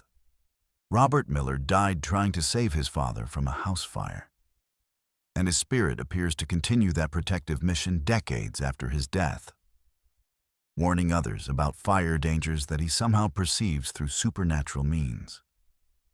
His story suggests that some forms of heroism are so pure that they create spiritual imprints capable of continuing their protective work even after the hero's physical death, turning tragedy into a form of eternal vigilance that serves the living long after the dead have departed. The Appalachian Trail has always been a place where hikers expect to face natural challenges, steep climbs, unpredictable weather, and the occasional encounter with wildlife. But what happened to Jessica Chen and her hiking partner Mark Rodriguez on a remote section of trail in southwestern Virginia? In the summer of 2019, proved that sometimes the greatest dangers in the mountains aren't natural at all. Their experience revealed that there are predators in the Appalachian wilderness who hunt not for food or territory, but for the simple pleasure of causing pain and terror to those who dare to venture into their domain. Jessica and Mark were experienced hikers who had been planning their week-long section hike through the Mount Rogers National Recreation Area for months. Both were seasoned outdoors enthusiasts who had completed numerous challenging trails throughout the eastern United States. They carried proper equipment, had filed detailed itineraries with park services, and possessed the kind of wilderness experience that should have prepared them for any reasonable challenge the trail might present. But nothing in their years of hiking had prepared them for what they would encounter on the night of July 23rd, when their peaceful camping experience turned into a fight for survival against an unseen attacker who seemed to emerge from the darkness itself. The couple had made excellent time during their first 3 days on the trail, covering nearly 60 miles of challenging terrain while enjoying perfect weather and spectacular mountain views. They had encountered other hikers regularly during daylight hours, sharing trail information and camping recommendations with fellow backpackers who were tackling the same section of the Appalachian Trail. The atmosphere had been friendly and supportive, typical of the trail community that makes long-distance hiking such a rewarding social experience. On their 4th night, Jessica and Mark chose to camp at a dispersed camping area approximately 2 miles south of the Mount Rogers summit, in a location that offered both stunning views and reliable water access. The site was far enough from the main trail to provide privacy while still being accessible to other hikers in case of emergency. They followed all proper camping protocols, securing their food against bears, setting up their tent on durable surfaces, and ensuring their campfire was completely extinguished before retiring for the night. The attack began around 2 a.m., with sounds that Jessica later described as like someone walking through the forest, but trying not to be heard. The couple woke to the sound of branches breaking and leaves rustling in patterns that didn't match normal wildlife movement. Both experienced hikers. They immediately recognized that something was moving through the forest near their campsite. Something large enough to disturb the undergrowth, but attempting to move stealthily. Mark quietly unzipped their tent and peered outside, expecting to see a bear or deer that had wandered close to their campsite.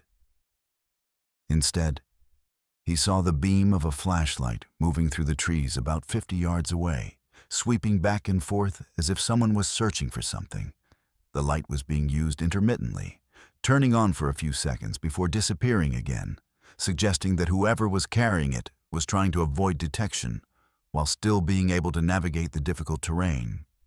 The couple's first instinct was to call out to what they assumed was another hiker who might be lost or in distress. Night hiking wasn't uncommon on the Appalachian Trail, and experienced hikers often helped each other navigate difficult situations. But when Mark called out, "Hello, do you need help?" the flashlight immediately disappeared, and the forest fell into complete silence. The sudden cessation of sound was more unsettling than the original noise had been, creating an atmosphere of tension that made both hikers feel like they were being watched by someone who didn't want to be discovered. For the next hour, Jessica and Mark remained awake in their tent, listening for any sign of the mysterious presence that had been moving through the forest. They heard occasional sounds: the snap of a twig, the rustle of leaves, the soft thud of footsteps on forest floor. But nothing that suggested the unknown visitor had moved away from their general area. Most disturbing of all, the sounds seemed to be coming from different directions, as if whoever was out there was circling their campsite, studying their position, and planning some kind of approach. The direct attack came without warning, around 3:30 a.m. Jessica was awakened by a sudden, sharp pain in her left leg, as if something had struck her through the tent fabric. Before she could react or call out, she felt another impact, this one harder and more focused, followed by an excruciating pain that told her immediately that her leg had been seriously injured. Mark was awakened by Jessica's scream of pain and the sound of something heavy striking the tent repeatedly. In the chaos that followed, both hikers realized they were under attack by someone wielding what felt like a baseball bat or similar weapon. The strikes were coming through the tent walls from multiple directions, suggesting that either there were multiple attackers or a single individual was moving around the tent with remarkable speed. The impacts were clearly targeted at their legs and lower bodies, as if the attacker was specifically trying to disable them rather than kill them outright. Mark managed to grab his headlamp and knife, while Jessica tried to protect herself from the continued strikes. When he turned on the light and unzipped the tent, he caught a brief glimpse of a figure dressed in dark clothing moving away from their campsite. The attacker appeared to be wearing some kind of face covering and carried what looked like a wooden club or bat. Most chilling of all, the figure seemed to move through the forest with an unnatural ease, disappearing into the darkness as if the difficult terrain posed no obstacle to their movement. The couple's immediate priority was assessing Jessica's injuries and determining whether they could defend themselves if the attack continued. Jessica's left leg was clearly broken, with severe pain and swelling that made standing impossible. Mark had sustained bruises and cuts from the strikes that had penetrated the tent fabric, but his injuries were not as severe. However, both hikers realized they were in an extremely vulnerable position. Miles from help, with limited cell phone coverage and facing an unknown attacker who might return at any moment. Mark made the decision to arm himself with his hiking knife and hatchet, while helping Jessica move to a more defensible position. They dragged their sleeping bags and essential gear away from the tent, which had been badly damaged by the attack, and found a location where they could put their backs against a large rock formation. This position would prevent anyone from approaching them from behind, while giving them a clear view of the surrounding forest. The psychological warfare that followed was almost as terrifying as the physical attack had been. For the remainder of the night, the couple could hear their attacker moving through the forest around them, sometimes close enough that they could hear breathing, and whispered words they couldn't quite make out. The presence seemed to be testing their defenses, moving closer and then retreating, creating a constant state of tension and fear that prevented them from relaxing their guard for even a moment. Most disturbing of all were the sounds of what appeared to be the attacker striking trees and rocks with the same weapon that had been used against them. The rhythmic thumping echoed through the forest like a primitive drum beat, creating an atmosphere of menace that suggested the attack had been motivated by something more than simple robbery or random violence. The pattern of sounds seemed almost ritualistic, as if the attacker was engaged in some kind of ceremony or celebration related to the assault.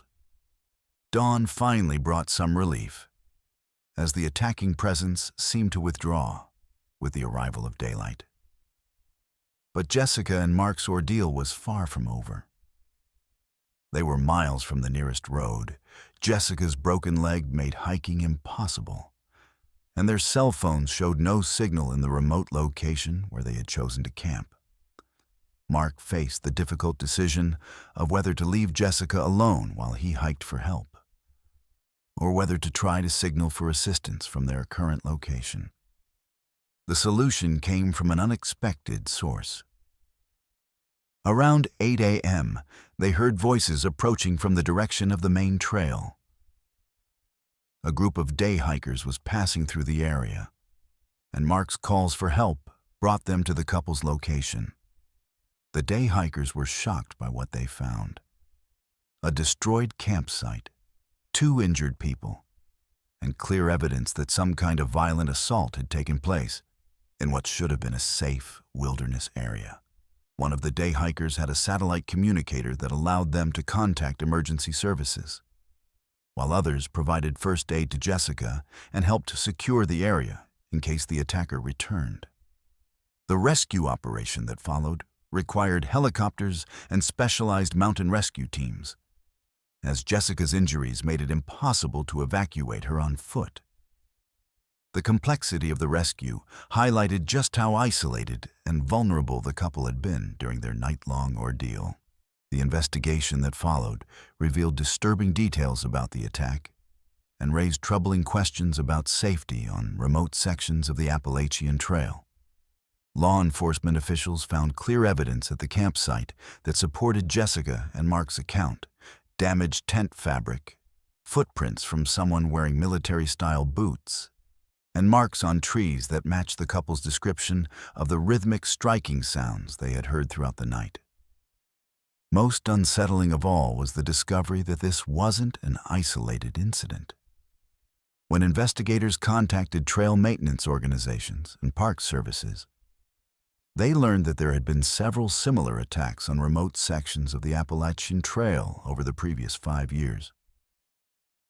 In each case, hikers had been assaulted by unknown individuals who targeted their legs and lower bodies, as if the goal was to disable rather than kill. The attacks always occurred at night, in remote locations, and the perpetrators seemed to have intimate knowledge of the trail system and wilderness areas.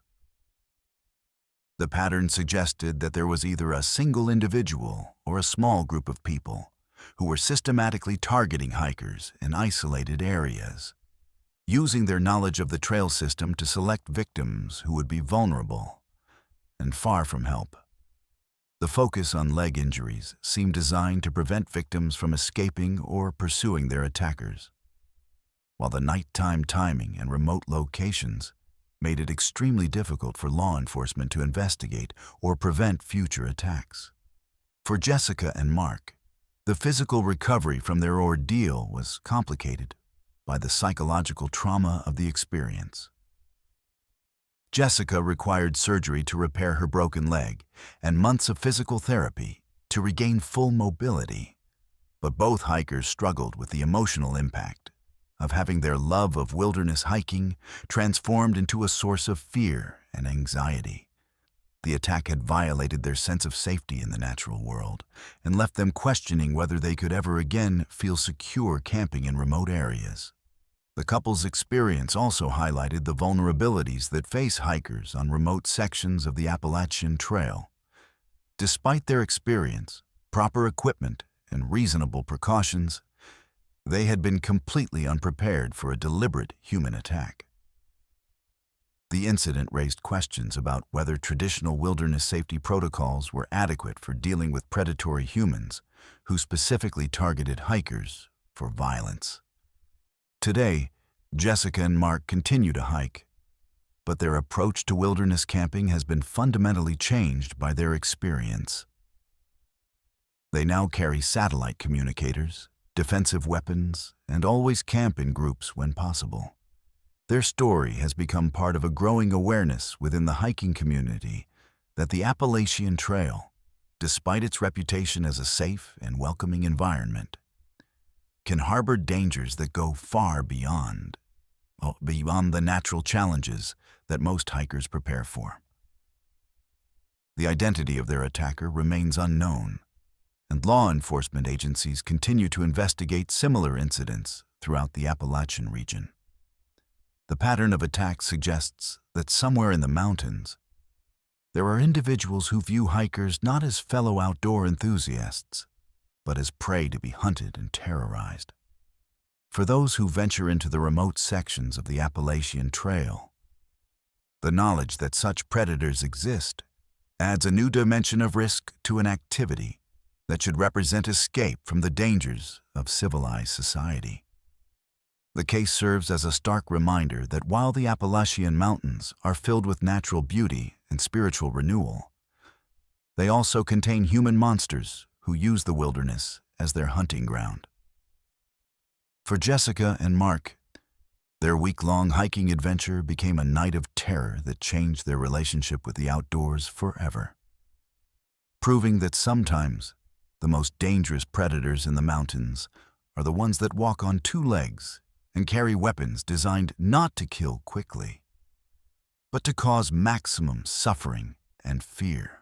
In the dense forests of southwestern Virginia, where the Appalachian Mountains create a labyrinth of ridges, valleys, and forgotten hollows, there exists a stretch of wilderness that locals avoid after dark. It's not marked on any maps as dangerous, and park services don't post warnings about unusual risks in the area. But for those who live in the scattered communities along the mountain's edge, everyone knows the unspoken rule. If you must travel through the Grayson Highlands after sunset, never go alone and never stay longer than necessary. This is the story of David and Maria Santos, a couple whose romantic weekend backpacking trip turned into a 3-day nightmare of being hunted by something that moved through the forest with inhuman patience and seemed to understand their every move before they made it. David and Maria had been planning their anniversary backpacking trip for months, carefully selecting a remote section of the Appalachian Trail that would give them the solitude and natural beauty they craved after a stressful year in their respective careers. Both were experienced hikers who had completed numerous challenging trails throughout the mid-Atlantic region. And they possessed the kind of wilderness skills that came from years of weekend adventures and outdoor education courses. They carried quality gear, maintained detailed trip plans, and followed all the safety protocols that experienced backpackers consider essential for wilderness travel. The couple began their hike on a Thursday morning in late September, when the autumn foliage was approaching peak color and the weather forecast promised 3 days of perfect hiking conditions. Their planned route would take them through some of the most spectacular and isolated terrain in Virginia, following ridgelines that offered panoramic views while keeping them far from the crowds that gathered at more accessible destinations. For the first day and a half, everything went exactly according to plan. They made good time, enjoyed incredible scenery, and felt the deep satisfaction that comes from being completely self-sufficient in a beautiful wilderness setting. The first sign that something was wrong came on Friday evening, as they were setting up camp in a meadow approximately 8 miles from the nearest road.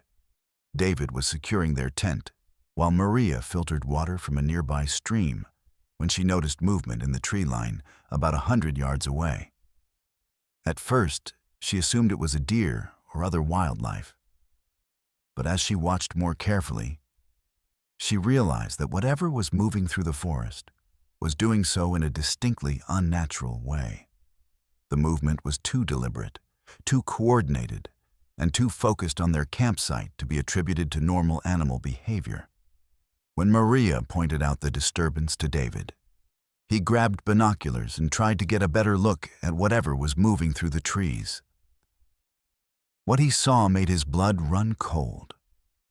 There were at least 3 figures positioned at different points along the tree line, all of them motionless now that they had been observed, but clearly watching the couple's every move. The figures were partially concealed by vegetation, making it impossible to make out details about their appearance or intentions. But their positioning suggested a level of coordination that was deeply unsettling. David's first instinct was to call out to the watchers, thinking they might be other hikers who were lost or in need of assistance. But when he shouted, "Hello, do you need help?"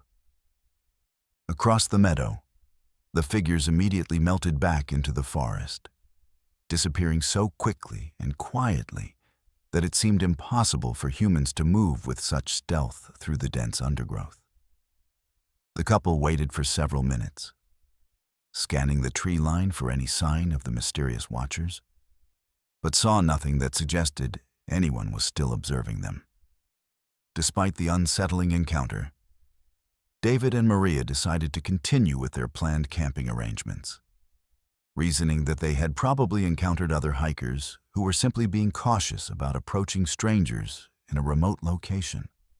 They took extra precautions with their campsite security, hung their food at a considerable distance from their tent, and made sure their headlamps and other safety equipment were easily accessible. But as darkness fell over the mountain meadow, both hikers found themselves unable to shake the feeling that they were still being watched by unseen eyes. The psychological warfare began around midnight, when the couple was awakened by sounds that suggested someone was moving around the perimeter of their campsite. Unlike the random noise that wildlife might make, these sounds followed deliberate patterns, footsteps that circled their tent at a consistent distance, the snap of twigs that seemed to come from multiple directions, and occasional sounds that resembled whispered conversations just beyond the range of clear hearing. Most disturbing of all, the sounds seemed to be getting closer to their tent with each circuit, as if their unseen visitors were gradually tightening the circle around their position. David armed himself with his knife and headlamp, preparing to confront whoever was harassing them. But every time he unzipped the tent and shined his light toward the source of the sounds, the forest fell into complete silence. The sudden cessation of noise was more unnerving than the original sounds had been, creating an atmosphere of tension that made it impossible for either hiker to relax. They spent the entire night taking turns keeping watch, but never caught sight of whoever was responsible for the nocturnal disturbances. Dawn brought temporary relief, but it also revealed evidence that their nighttime fears had been justified. Around their campsite, They found multiple sets of footprints in the soft earth near the stream, prints that clearly belonged to several different individuals who'd been moving around their camp during the night. Most disturbing of all, some of the prints were found within 10 feet of their tent, suggesting that their watchers had approached much closer than the sounds had indicated. The realization that unknown individuals had been able to move so close to them without being detected left both hikers feeling vulnerable and exposed. The discovery of the footprints forced David and Maria to confront the reality that they were being deliberately stalked by multiple individuals who possessed advanced wilderness skills and seemed to have malicious intentions. The couple faced a difficult decision. They could abandon their backpacking trip and hike out immediately, or they could continue with their planned route while taking extra precautions against further harassment. After extensive discussion, they decided to continue hiking but to modify their route to avoid the most isolated sections of trail, and to camp only in areas that offered better defensive positions. The second day of hiking revealed that their stalkers had not been discouraged by the morning's discovery. Throughout the day, David and Maria caught occasional glimpses of figures moving parallel to their route, always staying far enough away to avoid clear identification, but close enough to make their presence known. The watchers seemed to have an uncanny knowledge of the terrain, using ridgelines and tree cover to maintain observation of the couple, while remaining largely invisible themselves. Most unsettling of all, the stalkers appeared to be anticipating the couple's movements, sometimes positioning themselves along the trail ahead of where David and Maria were hiking. By afternoon, the psychological pressure of being constantly observed was taking its toll on both hikers. Every rustle in the forest, every shadow that seemed out of place, every sound that didn't have an obvious natural explanation became a source of anxiety and fear. The couple found themselves hiking faster than was comfortable, driven by an urgent desire to reach their planned campsite before dark and establish some kind of defensive position for the coming night. Their second night's campsite was chosen specifically for its defensive advantages. A small clearing surrounded by thick vegetation that would make it difficult for anyone to approach without making noise, with a steep rock face at one end that would prevent encirclement.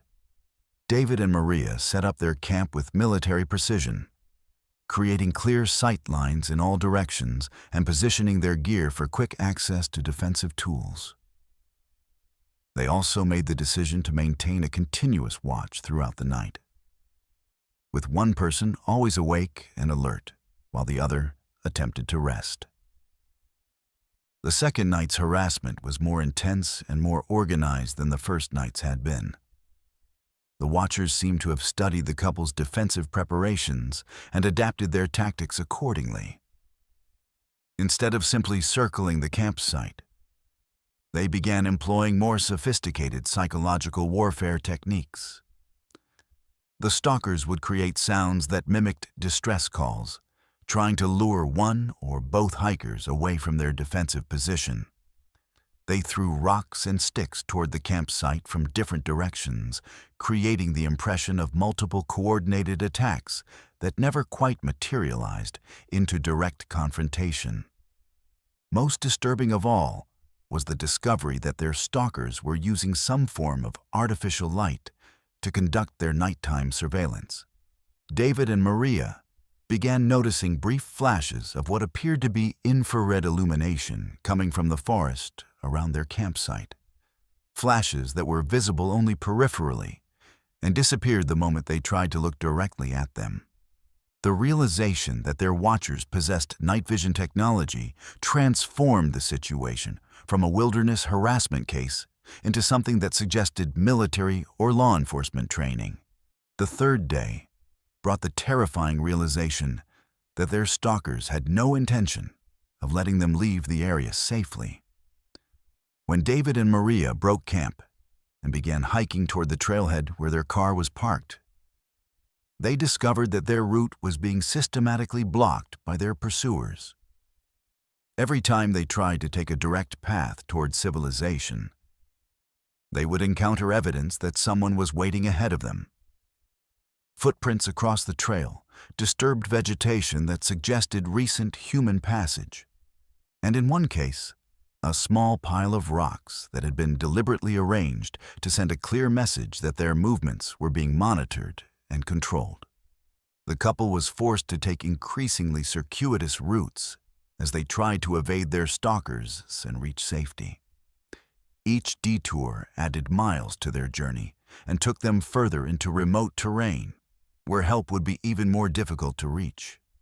The psychological pressure of being herded like animals through the wilderness was devastating, creating a level of fear and helplessness that neither hiker had ever experienced before.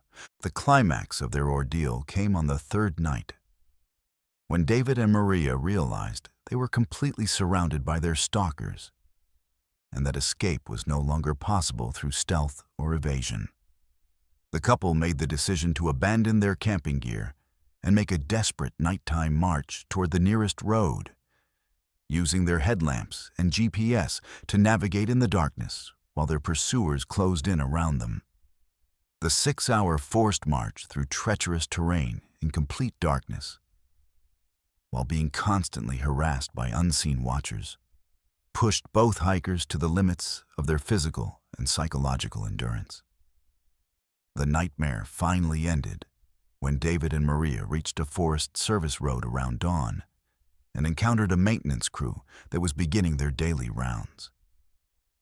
The couple's appearance, disheveled, exhausted, and clearly terrified, immediately convinced the workers that they had experienced some kind of serious emergency. When David and Maria explained that they had been stalked and harassed for 3 days by unknown individuals, the maintenance crew contacted law enforcement and provided the couple with transportation to safety.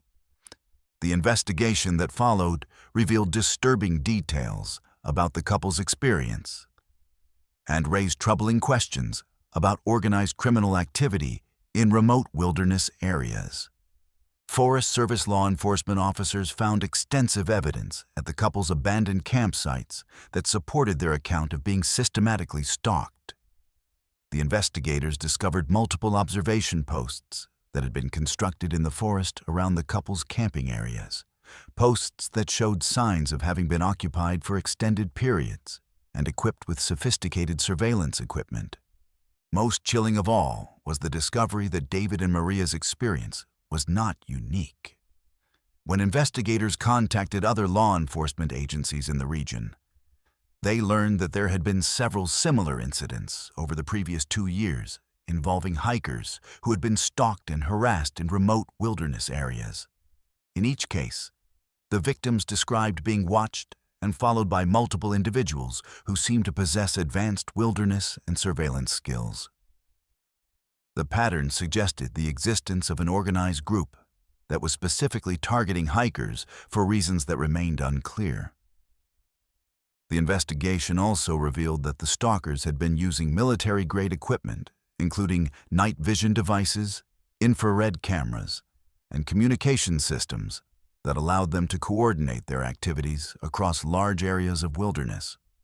The level of sophistication and organization suggested that the group responsible for the harassment possessed either military or law enforcement training and had access to equipment that was not readily available to civilian criminals. For David and Maria, the physical recovery from their ordeal was complicated by the lasting psychological trauma of having been hunted like animals through the wilderness they had always considered a place of refuge and renewal. Both hikers required counseling to deal with the anxiety and hypervigilance that followed their experience, and their relationship with wilderness hiking was fundamentally changed by the knowledge that human predators could turn even the most remote natural areas into hunting grounds. Today, the couple continues to hike, but never alone and never in remote areas where help would be more than a few hours away. Their story has become part of a growing awareness within the hiking community that the wilderness, despite its reputation as an escape from human dangers, can harbor threats that are far more sophisticated and organized than most outdoor enthusiasts realize. For those who venture into the remote sections of the Appalachian Mountains, the knowledge that organized groups of stalkers may be operating in the area adds a new dimension of risk to activities that should represent freedom from the dangers of civilized society. The identity of the group responsible for stalking David and Maria remains unknown, and law enforcement agencies continue to investigate similar incidents throughout the Appalachian region. The systematic nature of the harassment and the sophisticated equipment used suggest that somewhere in the mountains, there are individuals or organizations that view hikers not as fellow outdoor enthusiasts, but as targets for psychological warfare and territorial control. The realization that such predators exist has fundamentally changed how many people approach wilderness recreation, transforming solitary hiking from a peaceful pursuit into a potentially dangerous activity that requires military-level situational awareness and defensive preparation. There's an unwritten rule among the people who live in the remote hollows of West Virginia's Appalachian Mountains. If you hear your name called from the forest, especially at night, you don't answer. You don't investigate. You don't even acknowledge that you heard it. This rule isn't based on superstition or old wives' tales. It's born from generations of experience with something that lurks in the deep woods, something that has learned to perfectly mimic human voices and uses this ability to lure people away from safety and into the darkness where they are never seen again. For Sarah Mitchell, a wildlife biologist who had recently moved to the area to study the region's black bear population, this mountain wisdom seemed like quaint folklore until the night she experienced it firsthand. Mitchell had relocated from urban Maryland to a remote research station in the Monongahela National Forest, where she was conducting a multi-year study on bear behavior and habitat usage. Her work required her to spend long hours alone in the wilderness, monitoring trail cameras, collecting data, and tracking radio-collared bears through some of the most isolated terrain in the eastern United States. Mitchell's research station was a converted Forest Service cabin located 15 miles from the nearest town, accessible only by a winding dirt road that became impassable during heavy weather. The isolation was exactly what she needed for her research, providing access to pristine bear habitat while eliminating the human disturbances that could affect her study subjects' natural behavior. For the first 6 months of her residency, Mitchell thrived in the solitude, finding peace in the natural rhythms of the forest and satisfaction in the important conservation work she was conducting. The phenomenon that would shatter her sense of security began in October, during the period when bears were actively foraging in preparation for winter hibernation. Mitchell was working late in her cabin, analyzing data from her trail cameras, when she heard someone calling her name from the forest outside. The voice was clear and distinct, definitely human, and it seemed to be coming from the direction of the main trail that connected her research station to the nearest Forest Service road. Mitchell's first assumption was that another researcher or Forest Service employee had arrived to check on her work, though it was unusual for anyone to visit after dark without prior arrangements. She grabbed a flashlight and stepped onto the cabin's porch, calling out, "Hello, who's there?" in response to the voice. But instead of receiving an answer from a colleague or visitor, she heard her name called again, this time from a completely different direction, as if whoever was in the forest had moved several hundred yards in the few seconds since the first call. Thinking that she might be dealing with someone who was lost or in distress, Mitchell called out again, offering assistance and asking if the person needed help. The response was her name being called from a third location, then a fourth, as if multiple people were positioned throughout the forest around her cabin. But there was something unsettling about the calls. They all sounded like the same voice, speaking with identical intonation and cadence, as if the same person was somehow calling from multiple locations simultaneously. As Mitchell stood on her porch trying to make sense of what she was hearing, she noticed that her two dogs, both German shepherds who normally investigated any unusual sounds around the property, were cowering inside the cabin with their tails between their legs. The dogs' behavior was completely out of character. They were trained protection animals who had never shown fear of wildlife or human visitors. Their obvious terror at something they could hear or smell in the forest sent a chill through Mitchell that had nothing to do with the October night air. The calling continued for nearly an hour, with Mitchell's name being spoken from locations that formed a rough circle around her cabin. The voice never got closer than what she estimated to be about 100 yards, but it also never moved farther away, as if whatever was calling her name was maintaining a specific distance while slowly orbiting her property. Most disturbing of all, the voice was beginning to sound increasingly familiar, though Mitchell couldn't place where she might have heard it before. When the calling finally stopped, the silence that followed was almost more unnerving than the voices had been. The normal night sounds of the forest, owls, insects, small animals moving through the underbrush, had completely disappeared, creating an unnatural quiet that suggested every living creature in the area was hiding from something they recognized as dangerous.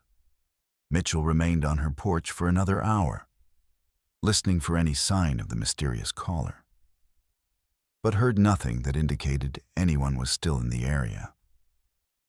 The next morning revealed evidence that Mitchell's experience had not been a dream or hallucination. Around her cabin, she found multiple sets of footprints in the soft earth, prints that appeared to have been made by someone walking in large circles around her property. But the prints were strange. They were human-sized and shaped, but they seemed to have been made by feet that were unnaturally wide and lacked the distinct heel and toe impressions that normal shoes or boots would leave. More disturbing still, some of the prints appeared to have claw marks at the toe end, as if whatever had been walking around her cabin possessed both human intelligence and animal physical characteristics. Mitchell documented the prints with photographs and measurements, thinking they might represent evidence of an unknown species or possibly tracks left by someone wearing unusual footwear. But when she contacted local wildlife officials and law enforcement about her experience, their reactions were more concerned than curious. Instead of showing scientific interest in the strange tracks, the officials warned Mitchell about the dangers of responding to voices calling from the forest and urged her to consider relocating her research to a less isolated location. The warnings became more urgent when Mitchell described the voice's increasing familiarity to local residents who had lived in the area for generations. According to their accounts, the entity that called people's names from the forest had the ability to mimic voices perfectly, often sounding like deceased family members, lost friends, or loved ones who were far away. The creature seemed to study its intended victims, learning their speech patterns and emotional associations before using this knowledge to create calls that were almost impossible to resist answering. Despite the warnings, Mitchell decided to continue her research, reasoning that her work was too important to abandon based on what might be elaborate pranks or misidentified wildlife encounters. She installed motion-activated lights around her cabin, upgraded her security system, and made arrangements for more frequent check-ins with her supervisors. But she also began keeping detailed records of any unusual auditory phenomena, hoping to document whatever was responsible for the mysterious calls and perhaps contribute to a scientific understanding of the phenomenon. The creature's tactics evolved over the following weeks, demonstrating an intelligence and adaptability that was deeply unsettling.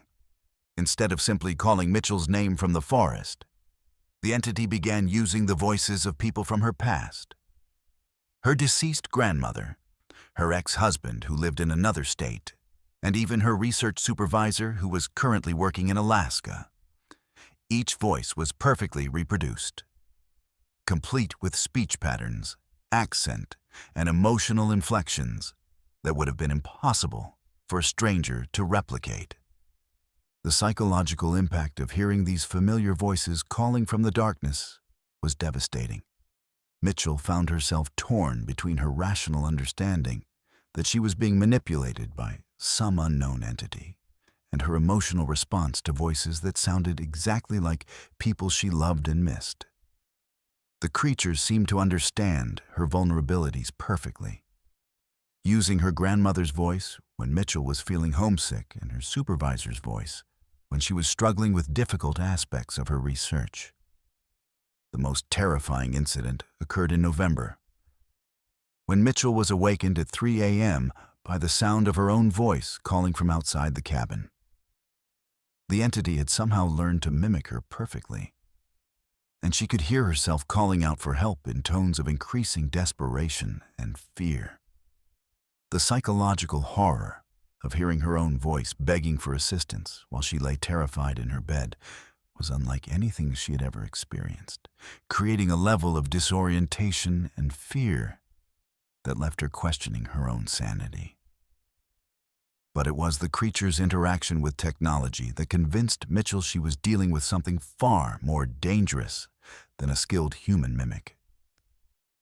Her trail cameras, which were positioned throughout the forest to monitor bear activity, began capturing strange images of a figure that appeared to be human from a distance, but showed disturbing anomalies when viewed closely. The figure's proportions seemed wrong. Arms that were too long, a torso that was too narrow, and a head that sat at an unnatural angle on its shoulders.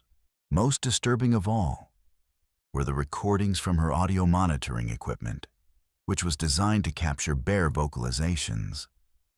The devices recorded not only the creature's voice mimicry, but also sounds that preceded and followed the calls. Clicking noises that resembled insect communication, low-frequency rumbles that were felt more than heard, and what sounded like multiple voices whispering in languages that didn't match any human speech patterns Mitchell had ever encountered. The climax of Mitchell's ordeal came when the creature began using her own recorded voice to call her name, playing back conversations she had had with family members during phone calls made from her cabin. The realization that the entity had somehow been listening to and recording her private conversations was a violation that went beyond simple harassment into something that felt like psychological warfare designed to drive her from the area or into complete madness. The final straw came when Mitchell's dogs, who had been her constant companions and protectors throughout the ordeal, began responding to the creature's calls as if they recognized the voices as legitimate. She watched in horror as her highly trained protection animals whined and scratched at the door when they heard the mimicked voices of people they had never met but somehow seemed to recognize. The creature's ability to manipulate even her dogs suggested a level of supernatural or technological capability that was far beyond anything Mitchell felt equipped to handle alone. Mitchell made the difficult decision to abandon her research and relocate to a different study area after documenting her experiences in a detailed report that she submitted to wildlife authorities and paranormal research organizations. Her account joined dozens of similar reports from the Appalachian region, all describing encounters with an entity that used voice mimicry to lure people away from safety and into the forest, where they disappeared without a trace. Today, Mitchell continues her bear research in a different part of the country. But she has never forgotten the lessons learned during her time in the West Virginia mountains. She has become an advocate for educating researchers and outdoor enthusiasts about the dangers of responding to unexplained voices in remote wilderness areas. And her detailed documentation has contributed to a growing body of evidence suggesting that the Appalachian Mountains harbor entities that pose serious threats to human safety. The identity and nature of the mimicking entity remains unknown, but the consistency of reports across multiple states and decades suggests that something with advanced vocal capabilities is actively hunting humans in the remote forests of Appalachia. For those who work or recreate in these areas, Mitchell's experience serves as a crucial reminder that the ancient wisdom of mountain communities should not be dismissed as mere superstition. When the forest calls your name, the safest response is to ignore it completely, no matter how familiar or desperate the voice might sound. The creature that mimics human voices represents one of the most psychologically sophisticated threats in the Appalachian wilderness, using our deepest emotional connections against us and turning the voices of our loved ones into weapons of terror and manipulation. Mitchell's story demonstrates that even trained scientists with advanced equipment and extensive outdoor experience can become victims of entities that understand human psychology better than we understand them. And her escape serves as both a warning and a testament to the importance of recognizing when retreat is the only viable option for survival. In the remote coal mining regions of eastern Kentucky, where abandoned mine shafts pierce the mountains like wounds that never heal, there are family secrets so dark that they're passed down through generations in whispered conversations and coded warnings. This is the story of a revelation that came too late, a confession that explained decades of nightmares, and the terrible truth about what happened to a father who walked into the darkness of an abandoned mine and was never seen again. But sometimes the most horrifying discoveries aren't about supernatural entities or ancient curses. Sometimes they're about the monsters that live within our own families, and the lengths people will go to protect secrets that should have been buried forever.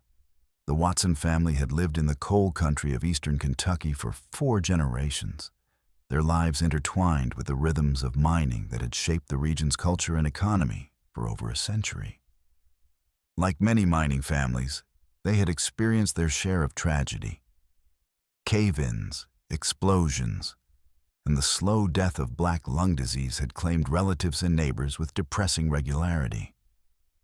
But nothing in the family's history of mining-related losses had prepared them for the mystery that began on a cold December morning in 1987.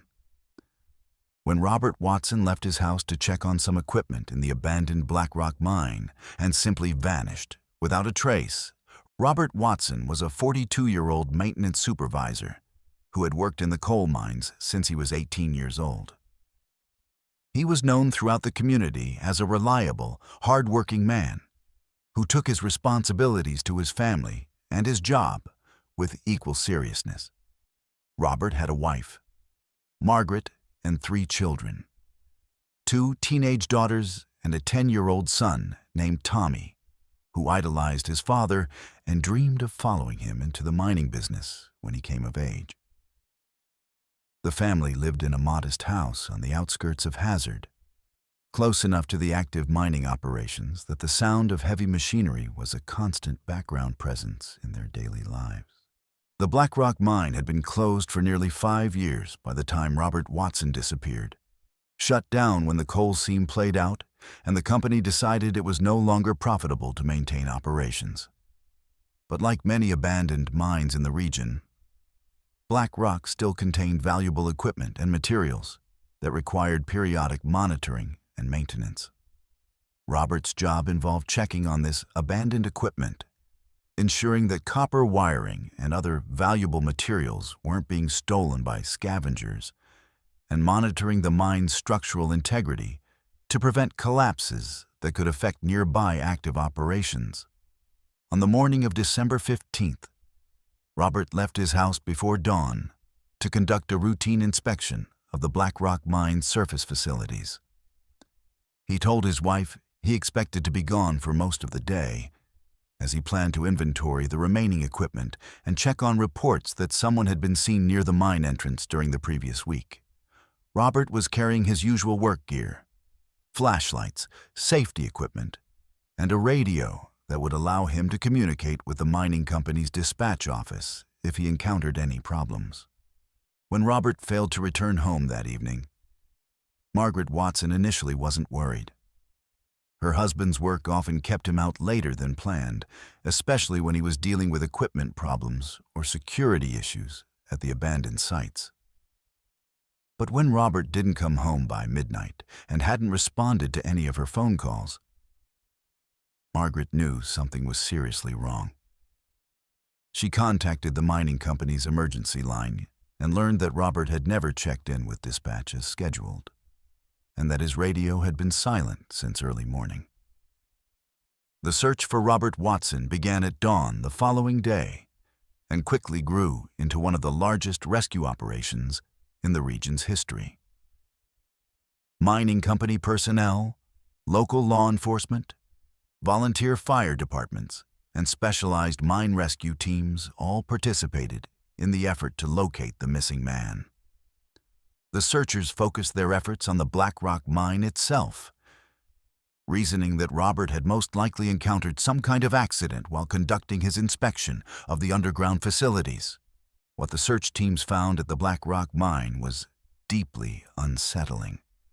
Robert's truck was parked at the mine entrance, exactly where it should have been, with his lunch and thermos still sitting on the front seat, as if he had just stepped away for a few minutes.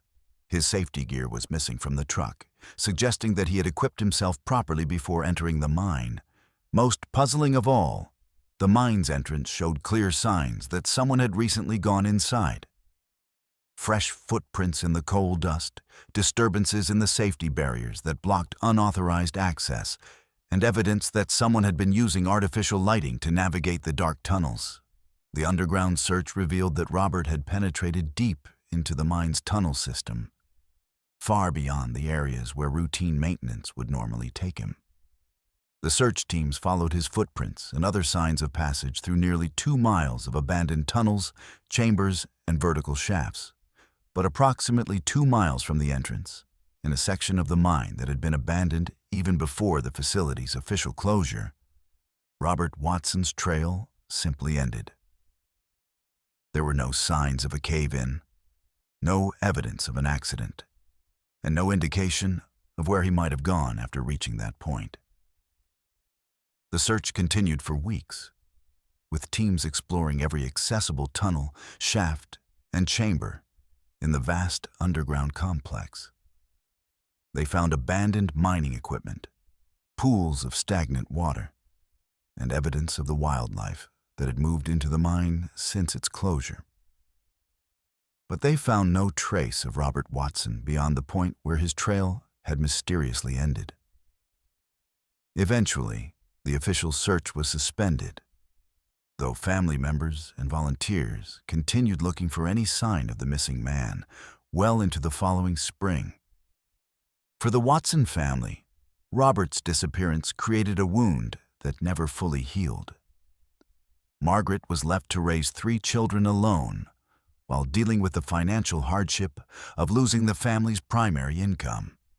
The children struggled with the uncertainty of not knowing what had happened to their father, whether he was dead or alive, whether he had abandoned them voluntarily or been the victim of some terrible accident. Tommy Watson, who had been only 10 years old when his father disappeared, grew up haunted by questions that had no answers and dreams of somehow finding his father in the dark tunnels beneath the mountains. As years passed, the mystery of Robert Watson's disappearance became part of local folklore, discussed in the same conversations that covered mining accidents, family tragedies, and other losses that had shaped the community's collective memory. Various theories emerged to explain what might have happened. Some suggested that Robert had fallen into one of the mine's deep, water-filled shafts and drowned, while others believed he had suffered a medical emergency in a remote section of the mine, where his body would never be found. A few people whispered darker possibilities, suggesting that Robert might have encountered something in the depths of the mine that was better left undiscovered. The truth about Robert Watson's fate remained hidden for 35 years, buried beneath layers of family loyalty, community silence, and the kind of secrets that mining families learned to keep when survival depended on not asking too many questions about what happened in the darkness underground. But in 2022, as Tommy Watson was preparing for his own retirement after a career in mining that had been shaped by his father's mysterious disappearance, he received a phone call that would finally provide answers to the questions that had haunted him for most of his life. The call came from his Uncle Lee, Robert's younger brother, who was dying of lung cancer and had decided that some secrets were too heavy to carry to the grave. In a voice weakened by disease, but strengthened by the relief of finally telling the truth, Lee Watson confessed to a crime that had been eating away at his conscience for over 3 decades.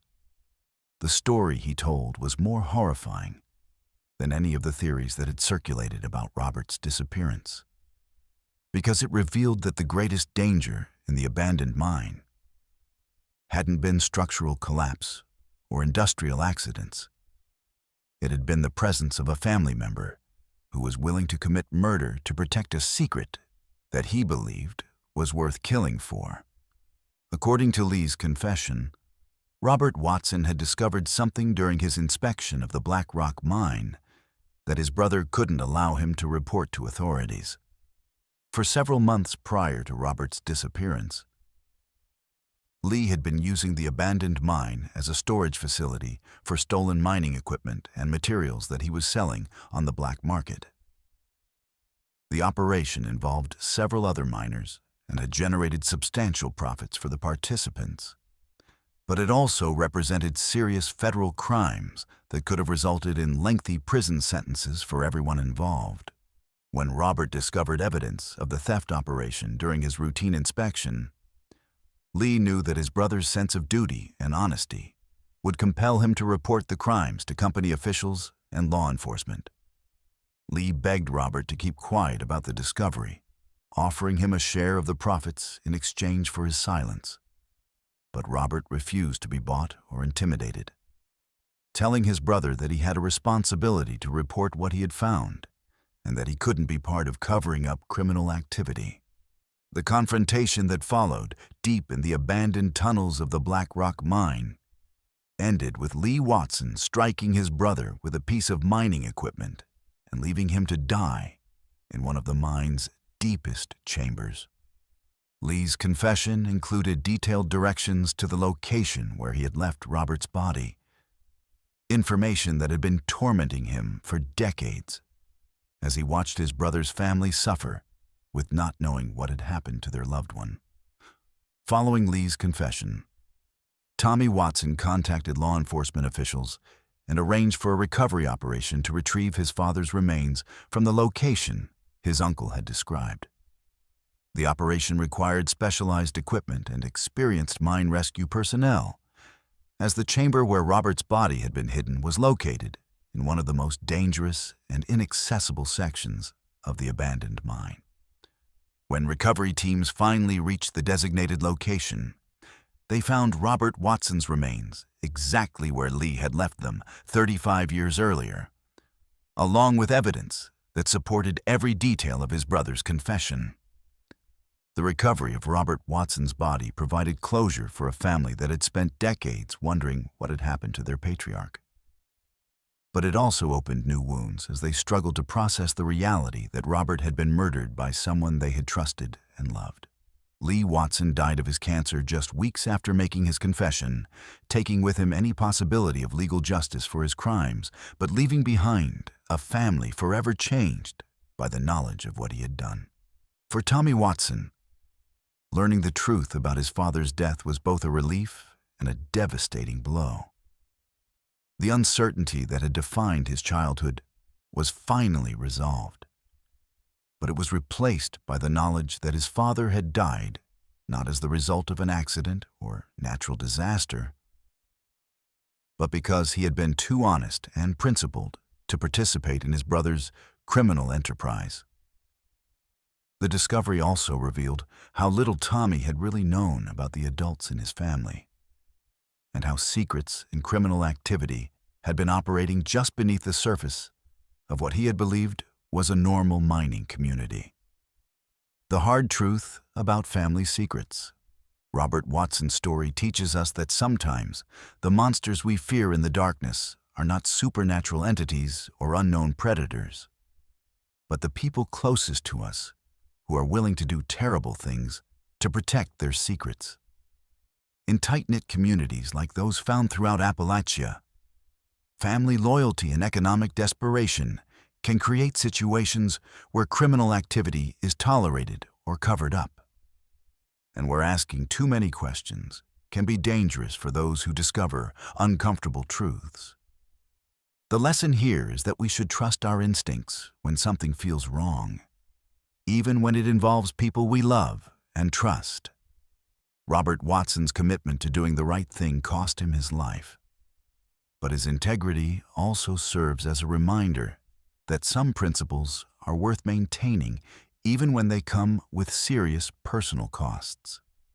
For those living in communities where economic hardship and limited opportunities can tempt people toward criminal activity, Robert's story demonstrates the importance of maintaining moral boundaries and the tragic consequences that can result when those boundaries are crossed.